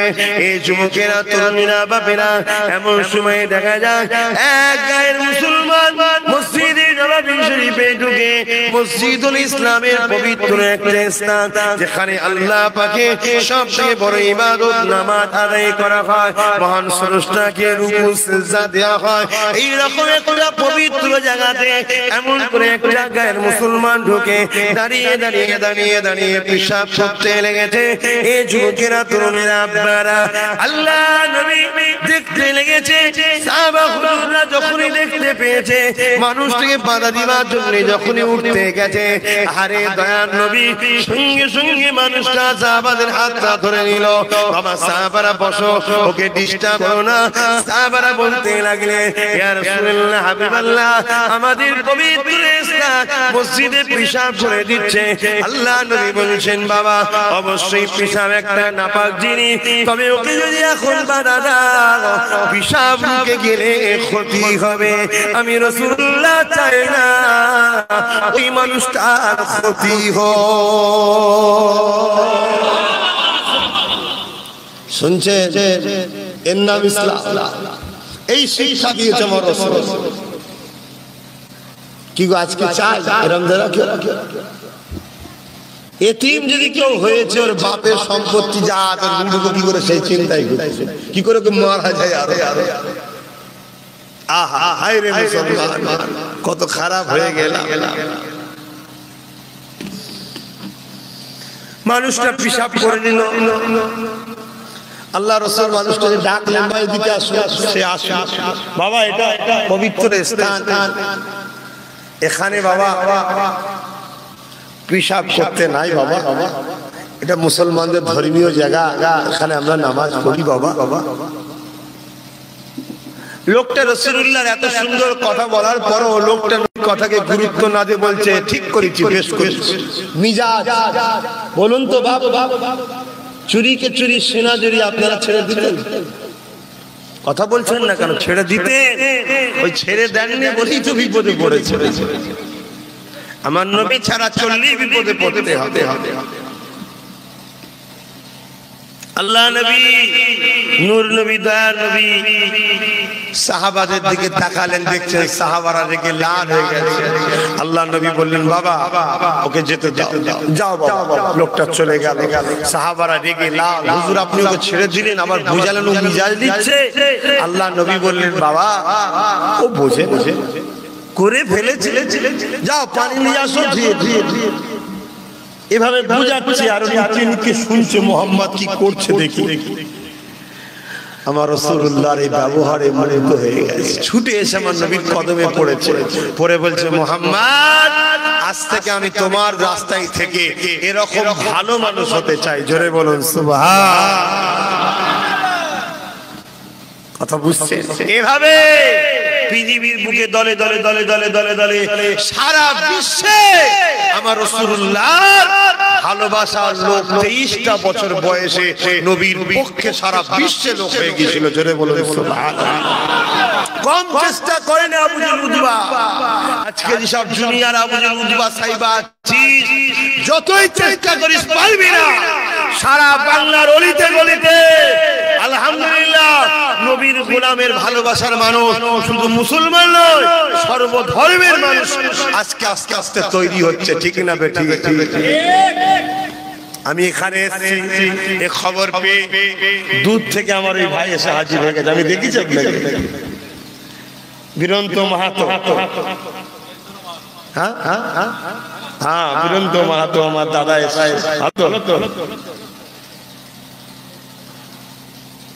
মানুষত্ব যার কাছে থাকবে তার কাছে সবাই যাবে। কথা বুঝে আসছে? থাক থাক, বস। উনি যেখানে আরামে আছে সেখানে আরামে আসছে। আজ আমি আব্বাস সিদ্দিকী বাংলার বুকে প্রত্যেকটা বঞ্চিত গরিব মানুষের হয়ে কথা বলছি। 2016 সাল থেকে চিৎকার দিচ্ছি, আদিবাসী ভাইদের ঘরে জল জঙ্গলের অধিকার দিতে হবে। হুজুর তুমি কেন বলবে? আমি এজন্য বলবো, আদিবাসীরাও আমার ভাই বোন হয়, আমার মা বাবা হয়, তাই বলছি। এই অসুবিধা আছে নাকি তোমাদের? আমাদের কেন? আমরা সবাই জন্ম হয়েছি এক বাবা এক মা থেকে। পৃথিবীতে সর্বপ্রথম একটাই নারী এসেছিল, একটাই পুরুষ এসেছিল। সেই নারী আর সেই পুরুষ থেকে তামাম পৃথিবীর মানুষ হয়েছে। আজকে তারা আদিবাসী হয়েছে, আমি ইসলাম মেনেছি, কেউ হিন্দু হয়েছে, কেউ দলিত হয়েছে, কে মতুয়া হয়েছে, কে ঠিক কে ভুল, ও জবাব স্রষ্টার কাছে গিয়ে দেবে। কিন্তু আমরা এক বাপ এক মা থেকে যখন শুরু হয়েছি, আজকে আমার আদিবাসী ভাইগুলো, তাদের উপরে হাজার হাজার বছর ধরে জুলুম হয়েছে। এই জমিনের মালিক তো তারা, এই জমিনে ফল মূল তো তারা গজিয়েছিল। কিন্তু কিছু অশুভ লোক, উঁচু বর্ণ দাবিদাররা, তারা তাদের মা বোনেদের ইজ্জত লুটেছে, রেপ করেছে, হত্যা করেছে। ইতিহাস বলছি, গল্প বলছি না। তারা ঘর বাড়ি ছেড়ে দিয়ে জঙ্গলে গেছে, জঙ্গলে তাদেরকে তাড়িয়েছে। তারা পাহাড়ে গেছে, পাহাড়ে তাদেরকে তাড়িয়েছে। তারা নদী নালা এলাকায় চলে গেছে। এইভাবে আজকে তারা বঞ্চিত হয়েছে। এই জায়গায় একজন মুস্তাফা জানে রহমতের গোলাম হিসাবে আমার নবী বলেছে যে স্রষ্টা সৃষ্টিকে ভালোবাসবে, স্রষ্টা তাকে ভালোবাসবে।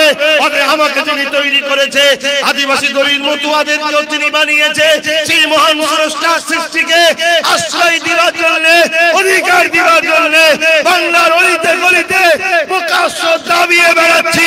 এতে কিছু জালিম আমার কণ্ঠকে রোধ করতে চাইছে। ইনশাআল্লাহ অপেক্ষা করো, ওই জালিমদের কালো হাতকে আমরা ভেঙে চুরমার করব, ঠিক না বেঠে?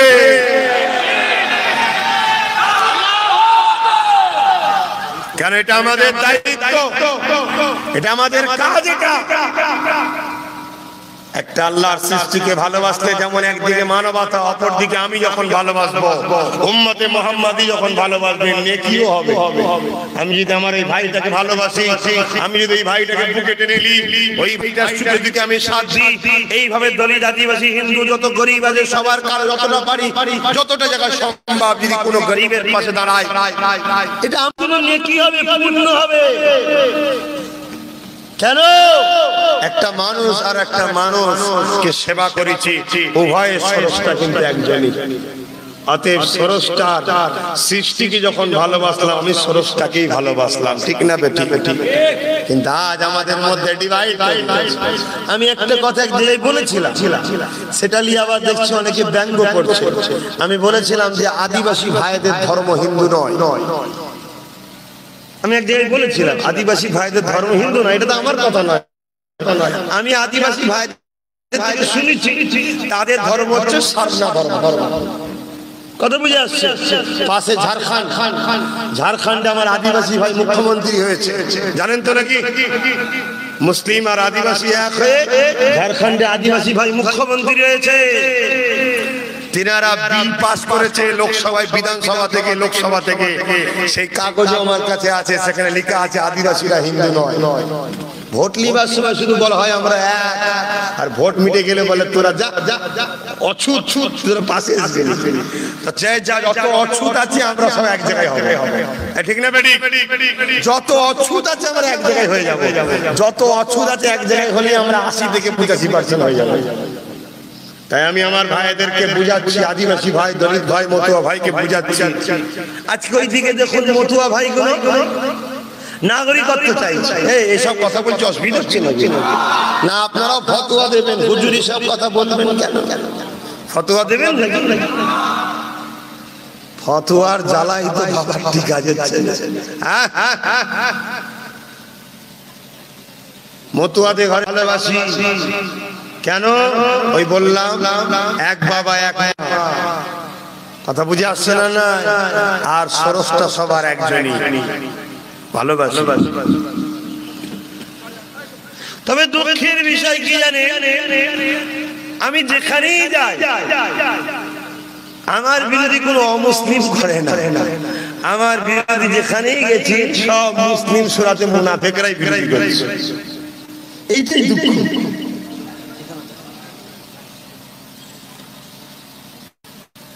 কেন? আল্লাহ নবী তাই বলেছিলেন। নবীর একটা কথা মাথায় রাখবেন, নবী বলেছিলেন যে আমার বড় ভয় হয় আমার উম্মতদের সবথেকে বড় ক্ষতি করবে মুসলিম সূরাতে মুনাফিকরা। শুনছেন তো? তাহলে নবী জানতেন, নবীকে আল্লাহ জানিয়েছে। কাছে মতুয়া ভাইরা তারাও সংসিবাল অধিকার চাইছে, কি নাগরিকত্ব। আমার কাছে কিছুদিন আগে প্রায় 15-20 জন মতুয়া বড় বড় বয়স্ক মানুষ এসেছিলেন, আমার দাদু সমতুল্য এসেছিলেন। আমি তাদেরকে প্রশ্ন করেছিলাম যে আপনারা নাগরিকত্ব চাইছেন কেন? আপনারা নাগরিক নয় বললো কে? কে বলেছে আপনারা নাগরিক নয়? চাইছেন কেন? আমার তো মাথায় ঢোকে না। যখন চাইছেন তখনই প্রমাণ করছেন আপনি নাগরিক নয়। কোন সুবিধা অন্যজন পায় আপনি পান না, সে সুবিধাটা বলুন। অন্যজন জমি কিনতে পারে আপনিও কেনেন, অন্যজন চাকরি করে আপনিও করেন, অন্যজন ভোট দেয় আপনিও দেন, তাহলে আপনি নাগরিকত্ব চাইছেন কেন? আর এরপরেও যদি মনে হয় নাগরিকত্ব দরকার, যে কখনো কোনো জিনিস পাওয়া যায়নি, কারণ ডক্টর বাবা সাহেব আম্বেদকর বলেছে অধিকার চেয়ে পাওয়া যায় না, অধিকার ছিনিয়ে নিতে হয়। তাই আপনারা মতুয়া ভাইরা, আপনারা প্রায় 70-80 লাখ কম বেশি আছেন, আপনারা দল করুন, মতুয়া দল। 70-80 লক্ষ লোক, আপনারা যেখানে বেশি 50%-এর উপরে সেখানে আপনারা প্রার্থী দিন, আমরা মুসলিম আদিবাসী দলিত আপনাদের ভোট দেবো। কথা বুঝছেন না? বোঝেন না? আর যেখানে আদিবাসী বেশি আমরা মুসলিম দলিত মতুয়া আদিবাসীদের ভোট দেবো। যেখানে মুসলিম বেশি সেখানে মুসলিম প্রার্থী হবে, আদিবাসী দলিত মতুয়ারা আমাদেরকে ভোট দেবে। এই কথা বুঝছেন না? তবে বাপ অধিকার পাওয়া যাবে। 73 বছর ধরে মোল্লারা চিল্লাচ্ছে আমাদের চাকরিতে সংরক্ষণ দাও। তুমি যদি চাকরি করো তো মারপিট করবে কে? তুমি যদি চাকরি করো তো পতাকা বাঁধবে কে? তুমি যদি চাকরি করো তো মার্ডার করবে কে? তুমি জীবনে চেয়ে কোকিয়ে মরে গেলেও চাকরি পাবে না।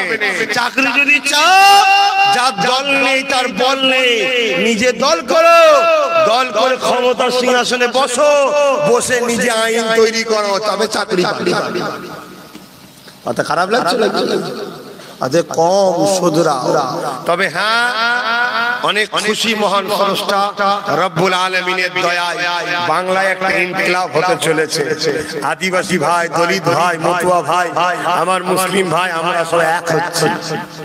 বিভিন্ন জায়গায় আলোচনা হচ্ছে, বিভিন্ন গ্রুপ ছোট ছোট সংগঠনকে নিয়ে আনিয়ে বিভিন্ন রাজনীতির দলকে নিয়ে আমরা এক হচ্ছি। আল্লাহ চাইলে স্রষ্টার দয়াতে আমরা গরিব বঞ্চিত ভাইগুলো এক জায়গায় হয়ে আমরা নিজেরা সমানভাবে মৌলিক অধিকার, একটা দলিত আদিবাসী থেকে মুখ্যমন্ত্রী হবে। কথা বুঝছেন না? মুসলমানদের মধ্যে থেকে হয় অর্থমন্ত্রী নয় স্বরাষ্ট্রমন্ত্রী হবে, মতুয়া ভাইদের মধ্যে থেকে হয় স্বরাষ্ট্রমন্ত্রী নয় অর্থমন্ত্রী কি শিক্ষামন্ত্রী হবে। এভাবে সব নীতি হবে, তবে পাওয়া যাবে। আর নাই যে কটাকে মুসলমান নেতা মনে করছেন আপনারা, নামে তালপুকুর ঘটি ডোবে নে। এই কথা বুঝছেন না? বললাম নামে তালপুকুর ঘটি। ওই দেখলেন না পাশে মুর্শিদাবাদে গোপনে গোপনে শিক্ষা মাদ্রাসা শিক্ষামন্ত্রী বিজেপির সঙ্গে দেখা করতেছিল, খবর পাননি? হ্যাঁ, খবর পেয়েছেন না? পান। আর এই মুনাফিকদের মুখে একটাই কথা, শুধু কি বিজেপি চলে আসবে। কি কথা ভাই? এই কথা বলো, বিজেপি চলে আসবে। দেশটা চালাচ্ছে কারা? পুরো ভারত চালাচ্ছে কারা? কথা বলছেন না কেন? তাহলে বিজেপি চলে আসবে, এই কথাটা সত্য না মিথ্যা? মিথ্যা কথা। আমার বাংলাও তো বিজেপি চালাচ্ছে, ম্যানটা আলাদা, চালাচ্ছে তো বিজেপি, পুরো দেশ বিজেপি চালাচ্ছে। এখন বলছে বিজেপি চলে আসবে। আর যারা বলছে বিজেপি চলে আসবে তারাই ঘন ঘন আবার বিভিন্ন জায়গায় দেখা যাচ্ছে গোপনে গোপনে বিজেপির ঘরে যাচ্ছে। গোপনে গোপনে একটা দুটো লিক হয়েছে না? হয়নি?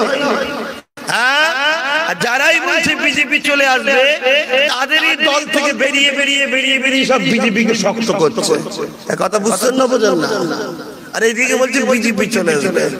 অর্থাৎ মূলত ব্যাপারটা তোমাদের কাছে বলে যাচ্ছে, শুনে নাও।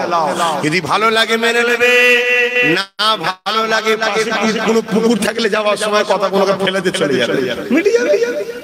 শুনছ? কুরবানির সময় পশু জবাই হয়, দেখেছো কিভাবে জবাই হয়?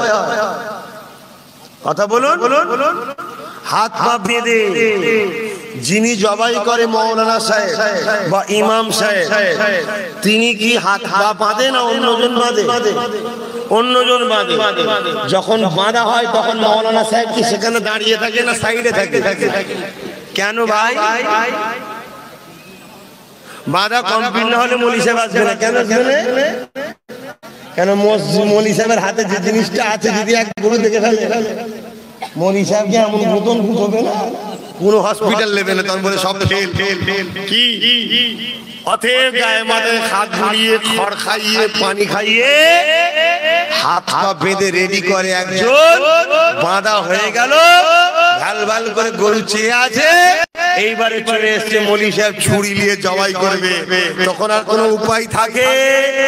তা আমি বলে যাচ্ছি, গায়ে মাথায় হাত বুলিয়ে, খুব আদর করে, মুখের মিষ্টি কথা বলে তোমাদের ঘরে কেউ বাঁধছে, আর 21-এর পরে ছুরিলে মৌলী সাহেব দাঁড়িয়ে আছে, আসবে। কথা বুঝে আসছে? হাত খোলাতে এখন একটু লাফালাফি, ছুটোছুটি, গুঁতো মারার দরকার হয়, বেরোলাম। তার মানে বুঝতে পারছেন না? নিজেরা নিজেদের ক্ষমতা তৈরি করে নাও, এখনো সময় আছে। তবে তোমাদের সাথ তোমার আদিবাসী ভাই, দলিত ভাই দেবে। যে জায়গায় আদিবাসী দলিত মতুয়া ভাই আছে, সে জায়গায় তোমরা তাদের সাথ দেবে না? দেবে না? কথা বলো, দেবে না? দেবে না?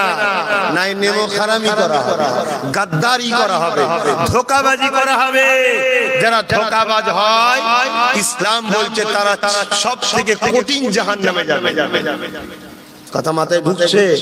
তাহলে এই জায়গায় আদিবাসী ভাইয়েরা লিডার তৈরি করছে, মতুয়া ভাইরা লিডার তৈরি করছে, দলিতরা লিডার করছে। বাংলার যেখানেই যাচ্ছি কম বেশি বাপ মা ভাই বোন সবাই আমাকে তাদের পক্ষ থেকে নেতৃত্ব দিয়ে মেনে নিচ্ছে। এই এলাকার যুবকরা, বাপেরা যারা এসেছেন, মেনে নিতে পারবেন তো? যদি মেনে নেন তাহলে ভেতরে ভেতরে চুপচাপ বসে থাকো, চুপচাপ বসে থাকো। 82টা রিজার্ভ সিট আছে, 82টা রিজার্ভ সিট আছে। কথা বুঝে আসছে? একে তাকে না দিয়ে আমরা সিভিল কাজ, তারপরে এসটির সঙ্গে, আদিবাসী মতুয়াদের সঙ্গে যোগাযোগ করছি। তারা আজ সবই তারা দলিতই বলা হয়, যোগাযোগ করছি, তাদেরকে দাঁড় করাবো। সেখানে কোন জায়গায় 40% মুসলমান আছে, 30% মুসলমান আছে, আমরা তাদের হতে পারবো। আমরা ভাই ভাই মিলেমিশে থাকবো। কিন্তু এই কাজ করছি, খারাপ কাজ করছি নাকি? না, হুজুরের ছেলে সব করবেন কেন? হুজুরের ছেলে করেনি বলেই তো আজকে বাবরি মসজিদ চলে গেল। হুজুরের ছেলে করেনি বলেই তো চুচুড়ার মসজিদে তালা মারা ছিল। আর ওই মসজিদের তালা কোন নেতা খুলেছিল? হ্যাঁ, এত তো রাজনীতির নেতা আছে হুগলি জেলা চুচুড়ার, 202 বছরের মসজিদ মাদ্রাসা বন্ধ করে দিয়েছিল এই গভর্নমেন্ট। আল্লাহ শুকর করে বলছে, এই গোলামকে দেখে রাখো, আমি খুলেছিলাম। 4টে পর্যন্ত তোমার প্রোগ্রামের পারমিশন ছিল চুচুড়া টাউনে, পুরো রোড বন্ধ।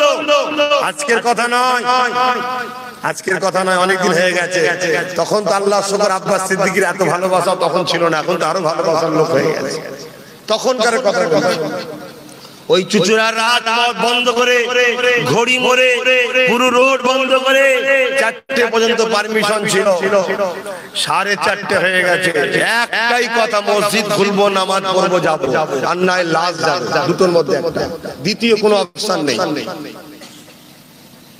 শয়ে শয়ে শয়ে শয়ে সব পুলিশ না বাজছে, শয়ে শয়ে পুলিশ না বাজছে। আমি একটা কথা বলেছিলাম, খবরদার, পুলিশ যদি কেউ অত্যাচার করে পুলিশের গায়ে হাত দেবে না। কেন? ওরা নিরুপায়, ওদের উপরে চাপ। তবে এই মাইকে বলে যাচ্ছি, আজ 15-20 হাজার এসেছি, মেরে নেবে, মার খাবো, সব হবে, কিন্তু কালকে সারা বাংলা ড্রেনে পানি রাখবো না, লাল লাল। আল্লাহ শুকর 40 মিনিট পর সেই মসজিদ খুলতে বাধ্য হয়েছিল, সেখানে নামাজ পড়ে তারপর ঘরে গেছে। আমি সেই আব্বাস সিদ্দিকী।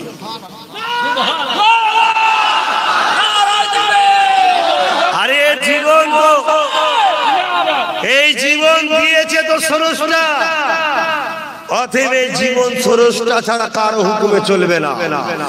এখনো যে আমার এটা স্রষ্টার হুকুমে ঢুকেছে, স্রষ্টার হুকুমে বেরোচ্ছে, ঠিক না বেটি? অতএব তিনাকে ছাড়া কাউকে ভয় করি না। আর অন্যায় যখন করিনি ভয় করবো কেন? আমি তো কারো কিছু ঘর ভাঙতে ভাঙলাম না, আমার ঘরটা বন্ধ ছিল, কেন কি বন্ধ করবি? কথা বুঝছে? আজ তোমাদেরকে আবার বলে যায়, আজ বাংলার লক্ষ লক্ষ যুবক, লক্ষ লক্ষ মা, লক্ষ লক্ষ বাপ ভাই, জাতি ধর্ম বর্ণ নির্বিশেষে সবাই বাবাজি ভাইজান বলে ডাকছে। আমার কমকে বলে যায়, যদি চিন্তা ভাবনা করে দেখো, যদি বিশ্বাস হয়, একটা বার বলে যাচ্ছি, তোমরা ঘরে যে রাস্তা দেখাচ্ছি আগিয়ে আসো, যে রাস্তা দেখাচ্ছি আগিয়ে আসো। আমি বলে যাচ্ছি, নেতাজি বলেছিল রক্ত দাও স্বাধীনতা দেবো। নেতাজির একজন ভালোবাসার মানুষ আমি নেতাজিকে ভালোবাসি। কেন? তিনি আমার দেশের মহানায়ক, তিনি আজ আমাদেরকে স্বাধীন ভারত দিয়েছে, কেন তাকে ভালোবাসবো না? তাই সেই নেতাজির একজন প্রেমিক হয়ে আমিও বলে যাচ্ছি, তোমরা আমাকে, অর্থাৎ আমার কথাতে 2021-এ আমার কথায় আমাকে ভোট দাও। আমি তোমাদের ঘরে বাংলায় অধিকার নিয়ে মাথা তুলে বাঁচার স্বাধীনতা দেবো। কথা দিবে না, কথা বুঝে আসছে? বাকিরা তোমাদের ইচ্ছা, আমি কাউকে জোর করব না। কেন? জোর করা গণতন্ত্র বিরোধী, আর গণতন্ত্র বিরোধী মানে দেশদ্রোহী। যে জোর করে সে দেশদ্রোহী। কেউ যদি বলে আমায় ভোট না দিলে মেরে দেবো, এখানে না দিলে মেরে দেবো, ভোট দিতে যাবি না বেরোলে মেরে দেবো, সে দেশপ্রেমিক নয়, সে দেশদ্রোহী। কেন? দেশ ভোট দিতে বলেছে আর সে ভোটের বিরোধী। আর প্রশাসন ভাইদের কাছে অনুরোধ করব, এই দেশদ্রোহীদের ঘরে যদি আপনারা পাহারা দিয়ে রাখেন, তাহলে এই দেশে দেশপ্রেমিকের থেকে দেশদ্রোহী খুব তাড়াতাড়ি বেড়ে যাবে। বেড়ে গেলে ভারতবর্ষ আবার না টুকরো হয়ে যায়। তাই ভয় লাগছে, তাই দেশকে ভালোবেসে প্রশাসন ভাইদেরকে মানবতার সাথে বলি, আপনারা কারো দলদাস নয়, কারো পায়ের জুতো নয়। আপনাকে তো দেশের প্রধানমন্ত্রী ভয় করবে, কারণ আপনাদের হাত অনেক লম্বা, এত ছোট কবে থেকে করে ফেললেন। অতএব কারো হুমকিতে, কারো কথাতে, কারো প্রচারণাতে একজন স্বাধীনতা সংগ্রামীর প্রোগ্রামকে দ্বিতীয়বার রুকার শখ করবেন না। এতে আশা রাখছি দোয়া পাবেন, পরিবার বাচ্চা সবাই সুস্থ থাকবে। না একটা মজলুমের বদদোয়া আপনার ঘর পরিবারের উপরে আঘাত দিতে পারে, যেখানে চোখের পানি বেরিয়ে যাবে, আপনি রুখতে পারবেন না সেদিন। আসুন বিদায় নেব, সালাম দেব। ইয়া নবী সালাম।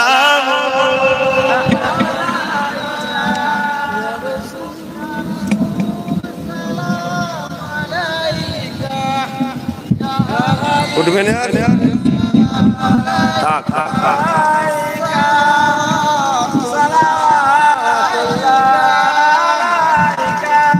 طلع البدر علينا من ثنيات الوداع وجب الشكر علينا ما دعا لله داعي يا نبي سلام يا رسول يا حبيب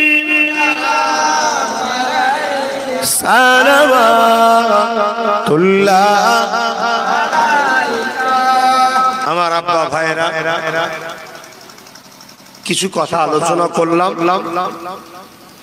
যদি ব্যক্তিগতভাবে কারো আঘাত লাগে, আমার কিছু করার নাই। কেন? আমি ব্যক্তিগত কোনো উদ্দেশ্য করে কাউকে কিছু বলিনি। দেশের স্বার্থে, দেশবাসীর স্বার্থে, আল্লাহর সৃষ্টির স্বার্থে ইনসাফ নাই কথা বলা, এটা আমাদের ঈমানি দায়িত্ব। তুমি বেঈমান হয়ে জাহান্নামে যেতে চাও, যেতে পারো। আমি বেঈমান হয়ে জাহান্নামে যেতে চাই না, তাই আমি আমার ঈমানি কাজ করছি। তোমাকে আল্লাহ পাওয়ার দিয়েছে, ছেলেদেরকে রুখছো, আগামীতে হয়তো আরো রুখার চেষ্টা করবে, করো। আমাকে আল্লাহ কিন্তু দুটো হাত দিয়েছে, আমি আমার মালিককে দুটো হাত তুলে 5 ওয়াক্ত নামাজের পর বলছি যে আল্লাহ জালিমদের বিচার আপনি করবেন। আমার বাপ, আমার মা, আমার ভাই, আমার দেশবাসীদের বলি একটু অপেক্ষা করুন, এত তো কষ্ট করলেন, জালিমদের পতনের সময় হয়েছে। এদেরকে অনেক বুঝিয়েছিলাম যে পরিবর্তন হও, কিন্তু যখন পিঁপড়ের দেখবেন মরার সময় হয় তখন পালক গজায়, এদের পালক গজিয়েছে, এদের মরার সময় এসেছে, এরা আর বাঁচবে না। অতএব এরা যতই চেষ্টা করুক এদের বাঁচা সম্ভব নয়। অতএব কে কি করছে না করছে দেখতে রাজি নয়। আমরা ন্যায়ের পক্ষে, সত্যের পক্ষে আমাদের পূর্বপুরুষরা জীবন দিয়েছে। দেশের ভালোবাসায়, দেশবাসীর ভালোবাসায়, মাতৃভূমির ভালোবাসায়, মহান স্রষ্টাকে খুশি করার উদ্দেশ্যে আমরা সেই উত্তরসূরি, তাদের রক্তের সন্তানে যাবে, আমরা আমাদের জীবন কোরবান করতে রাজি আছি। কোন লাল রক্ত চোখ, কোন পাওয়ারকে, কোন তাকতকে আমরা ভয় করিনি আর করব না। যারা এই সাহস রাখেন তাদেরকে বলবো দলবদ্ধ হন। যারা এই সাহস রাখেন না, গোপনে গোপনে চুপচাপ থাকেন, মনে রাখবেন জালিমকে সাপোর্ট করা জুলুমের অন্তর্ভুক্ত হওয়া। অতএব অন্তর থেকে কমসে কম ঘৃণা করে সেই জালিমরা যে ক্ষমতায় জুলুম করছে ক্ষমতাকে পদচ্যুত করা, এটা আপনাদের সবার দায়িত্ব বলে গেলাম। আসেন দাঁড়িয়ে দাঁড়িয়ে স্রষ্টার কাছে একটু হাত তুলে দোয়া চাই। আল্লাহুম্মা আমিন। আল্লাহ, সংক্ষেপ সময় আসলাম, দুটো কথা আলোচনা করলাম। আল্লাহ, এই নদিয়া জেলা হবিবপুর গ্রামে আজকে একটা দোয়ার মাহফিল, আলোচনা মাহফিল, যেখানে আমি কিছু শিক্ষা চেতনা, মানবতা, শিক্ষা, সাথে সাথে দেশ প্রেম ও রাজনীতির চেতনার কিছু কথা আমি আমার ভাইদের, মায়েদের, বোনেদের শিক্ষা দিলাম। আল্লাহ, এটা আমাদের দায়িত্ব, আপনি বলেছেন তাই করলাম। কতটা করতে পেরেছি দায়িত্ব পালন জানি না, তবে আজ সমাজকে আমি বুঝিয়েছি নামাজ যেমন দরকার, গরিবের পেটে খাবার দিবার ব্যবস্থা করাটাও দরকার। রোজা যেমন দরকার, মা বোনের ইজ্জত আবরু বাঁচাবার চেষ্টা করাটাও দরকার। হজ যেমন করা দরকার, তেমন নিজেদের বাচ্চাদের ঘরে এডুকেশন, শিক্ষা, ডাক্তার, উকিল, জজ বানানো দরকার। এই সমস্ত বিষয় আমি শিক্ষা দিবার জন্য উদ্দেশ্যে বললাম। যা কিছু বলেছি আপনাকে খুশি করার জন্য। সাথে সাথে আপনি যে বলেছেন একটা নিরীহ মানুষকে কেউ যদি আশ্রয় দেয়, পুরো মানুষ জাতিকে যেন সে আশ্রয় দিল, সেই হিসাবে আজকে দলিত, আদিবাসী, মতুয়া, গরিব মানুষ, হিন্দু সমাজে তাদেরকেও যে ভালোবাসতে হবে, তাদেরকে নিয়ে চলতে হবে, আল্লাহর সৃষ্টি মিলেমিশে থাকতে হবে, এই শিক্ষাটাও আমি দিলাম। আল্লাহ, তারপরও কথা বলতে কি কোনো ভুল ভ্রান্তি হয়ে যায় আপনি দয়া করে মাফ করে দেবেন, রহমত করে ভালোবেসে কিছু সওয়াব দেন। সর্বপ্রথম আমাদের নেতা শাহী শাহেদ আলম, নেতাদের নেতা, ইমামদের ইমাম আমিন আল্লাহ আব্দুল্লাহ দুলাল মুস্তাফা জানের রহমতের দরবারে সওয়াবটুকু পৌঁছে দিন। হুজুরের আব্বা জান, হুজুরের আম্মা জান, হুজুরের আহলিয়া, হুজুরের সন্তান সন্ততি, কারবালা শহীদান হুজুর দুরূপাকে সওয়াব পৌঁছে দিন। চার পিরানে পীর, চার ইমাম হুজুর দুরূপাকে সওয়াব পৌঁছে দিন। तमाम नबी सिद्दीकीन, शुहदा, सालिहीन সালিহিন। আল্লাহ এই নদিয়া জেলায় আপনার কোন মাহবুব বান্দা বান্দি তেনাদের রূহ পাকে সওয়াব পৌঁছে দিন। মুজাদ্দিদুল জামান দাদা হুজুরদের 5 কলিজার টুকরা খলিফা হুজুরদের রূহ পাকে সওয়াব পৌঁছে দিন। আয় আল্লাহ শাহ ওলিউল্লাহ মুহাদ্দিস দেলবি আব্দুর রহমান দেলবি আব্দুল আজিজ মুহাদ্দিস দেলবি হুজুরদের রূহ পাকে সওয়াব খানা হাজী ইমদাদুল্লাহ মুহাজির মাক্কি সওয়াব খানা পৌঁছে দিন। আলা হযরত আহমদ রেজা খান হুজুর রূহ পাকে সওয়াব পৌঁছে দিন। तमाम বিশুদ্ধ মাহবুব বান্দা বান্দি প্রত্যেক রূহ সওয়াব পৌঁছে দিন। আয় আল্লাহ আমরা যারা আত্মীয় আমাদের মা বাবা ভাই বোন স্ত্রী আত্মীয় স্বজন পাড়া প্রতিবেশী যারা চলে গেছে সবাইকে জান্নাতি করে দিন আল্লাহ। যারা বেঁচে আছে প্রত্যেককে হায়াত রাখুন আল্লাহ, প্রত্যেককে সুখে শান্তিতে রাখুন আল্লাহ। আয় আল্লাহ দয়া করে মেহেরবানি করে আজ এই মাহফিলে অনেক ছেলে আসতে চেয়েছিল, বিভিন্ন গ্রামে আটকে দিয়েছে, বিভিন্ন গ্রামে রুকে দিয়েছে আল্লাহ, তাদেরকে রুকে দিয়েছে, তারা আসতে পারেনি। এতে আমাদের কোনো কষ্ট নাই, আমার কোনো দুঃখ নাই। কেন আমি কাউকে ভাড়া দিয়ে আনি তো আমার লস কোথায় আছে? তবে যারা আসতে চেয়েছিল তারা আসতে পারলো না, তাদের আল্লাহ সংসারে যারা চলে গেছে জান্নাতি করে দিন। তাদেরও যারা বেঁচে আছে তাদেরকেও আমাদের দোয়াতে শরীক করে নিন, তাদেরও পরিবারের সকলকে সুখে শান্তিতে রাখুন। আল্লাহ আমাদের সকলের স্রষ্টা মালিক আল্লাহ, আমার ভারতবর্ষকে আপনি বিদেশি শক্তি থেকে হেফাজত করেন। কেন মাতৃভূমির ভালোবাসা আপনার নবীর সুন্নাত। আমার মাতৃভূমি ভারতবর্ষ, আজকে আমার মাতৃভূমিকে সবাই মিলে লুটছে, আমার মাতৃভূমির উপরে জুলুম হচ্ছে, আমার মাতৃভূমির আর্থিক কাঠামো আস্তে আস্তে ধ্বংসের দিকে যাচ্ছে। এই মহান স্রষ্টা আপনার কাছে হাত পেতেছি, আমার মাতৃভূমির ভৌগোলিক পরিস্থিতি সার্বভৌমকে আপনি উন্নতি করুন। আমার মাতৃভূমির বর্ডারে যারা পাহারা দিচ্ছে আমার দেশের সেনাবাহিনীরা, এই ঠান্ডা বরফে দাঁড়িয়ে, গরমে ঝড় পানি তুফানে সর্বসময় দাঁড়িয়ে থাকে, সেই সকল সেনাবাহিনীদের জান মাল হেফাজত করুন। তাদের পরিবার বাচ্চার স্ত্রী সকলকে সুখে শান্তিতে খেয়ে পড়ে মেখিয়ে প্রত্যেককে আল্লাহ শান্তির পথে চলার তৌফিক দিন। আল্লাহ আমরা রাত্রিরে ঘুমায়, আমাদের নিরাপদের জন্য যে প্রশাসন ভাইরা পাহারা দিয়ে বেড়ায়, প্রতিটা মানব প্রেমিক প্রশাসন ভাই, তাদেরও পরিবার স্ত্রী বাচ্চা আছে, তারাও দুষ্কৃতীর হাত থেকে আজকে নিরাপদ নয়। আমার বাংলার রাজনীতি এত নোংরা হয়েছে, আজকে মধ্যম গ্রামে এসে অমিতাভ যাকে আল্লাহ এমন করে জুলুম করেছে, বিমল গুরুং এর মতো লোক মেরে দিল। আজকে রাজনীতির স্বার্থে সেই বিমল গুরুং এর সঙ্গে হাত মিলানো হচ্ছে, আর প্রশাসন ভাইদের নিয়ে খেলা করা হচ্ছে।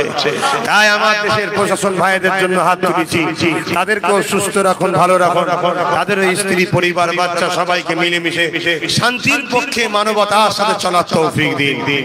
আল্লাহ আমার দেশের হিন্দু ভাই, দলিত ভাই, আদিবাসী ভাই, মতুয়া ভাই, সাঁওতাল, বাগদি, খ্রিস্টান, যত ধর্মের মানুষ আছে সবার মালিক তো আপনি, সবাইকে তো সৃষ্টি আপনি করেছেন। সবাইকে স্ত্রী বাচ্চা ছেলে পুলের সুখে শান্তিতে রাখুন, সবাইকে মিলেমিশে রাখুন, সবাইকে দেশে ভালোবেসে চলার তৌফিক দিন। সবাই একসাথে দেশকে এগিয়ে নিয়ে যাওয়ার তৌফিক দিন। সবাইকে স্ত্রী বউ বাচ্চা নিয়ে দুবেলা দুমুঠো পেট ভরে খেয়ে শান্তির পথে চলার তৌফিক দিন। আল্লাহ খাস করে আমার কওমকে আজ এনআরসি করে মারার চক্রান্ত করছে, এই কওমকে বাঁচাবার জন্য আমি গুনাহগার। আমার ছোট ভাই পীরজাদা নওশাদ সিদ্দিকী সুপ্রিম কোর্টে কেস করতে গেছে, আজ আমাদের হয়ে কোন দরদি নেতা নেত্রী যায়নি সুপ্রিম কোর্টে। আল্লাহ আপনি আমার ছোট ভাইকে নিয়ে গেছে, ওই কেসে আমাদেরকে জিতাবেন, এনআরসির হাত থেকে গরিব মানুষদের ঘরে বাঁচাবেন, মতুয়া দলিত আদিবাসী মুসলিমদের বাঁচাবেন। আমার দেশবাসীকে বুঝার তৌফিক দেন যে এনআরসি হলো একটা ফাঁদ, যেখানে গরিবদের ফাঁসানোর কল। শুধু মুসলিম নয়, প্রতিটা গরিব বিপদে পড়বে।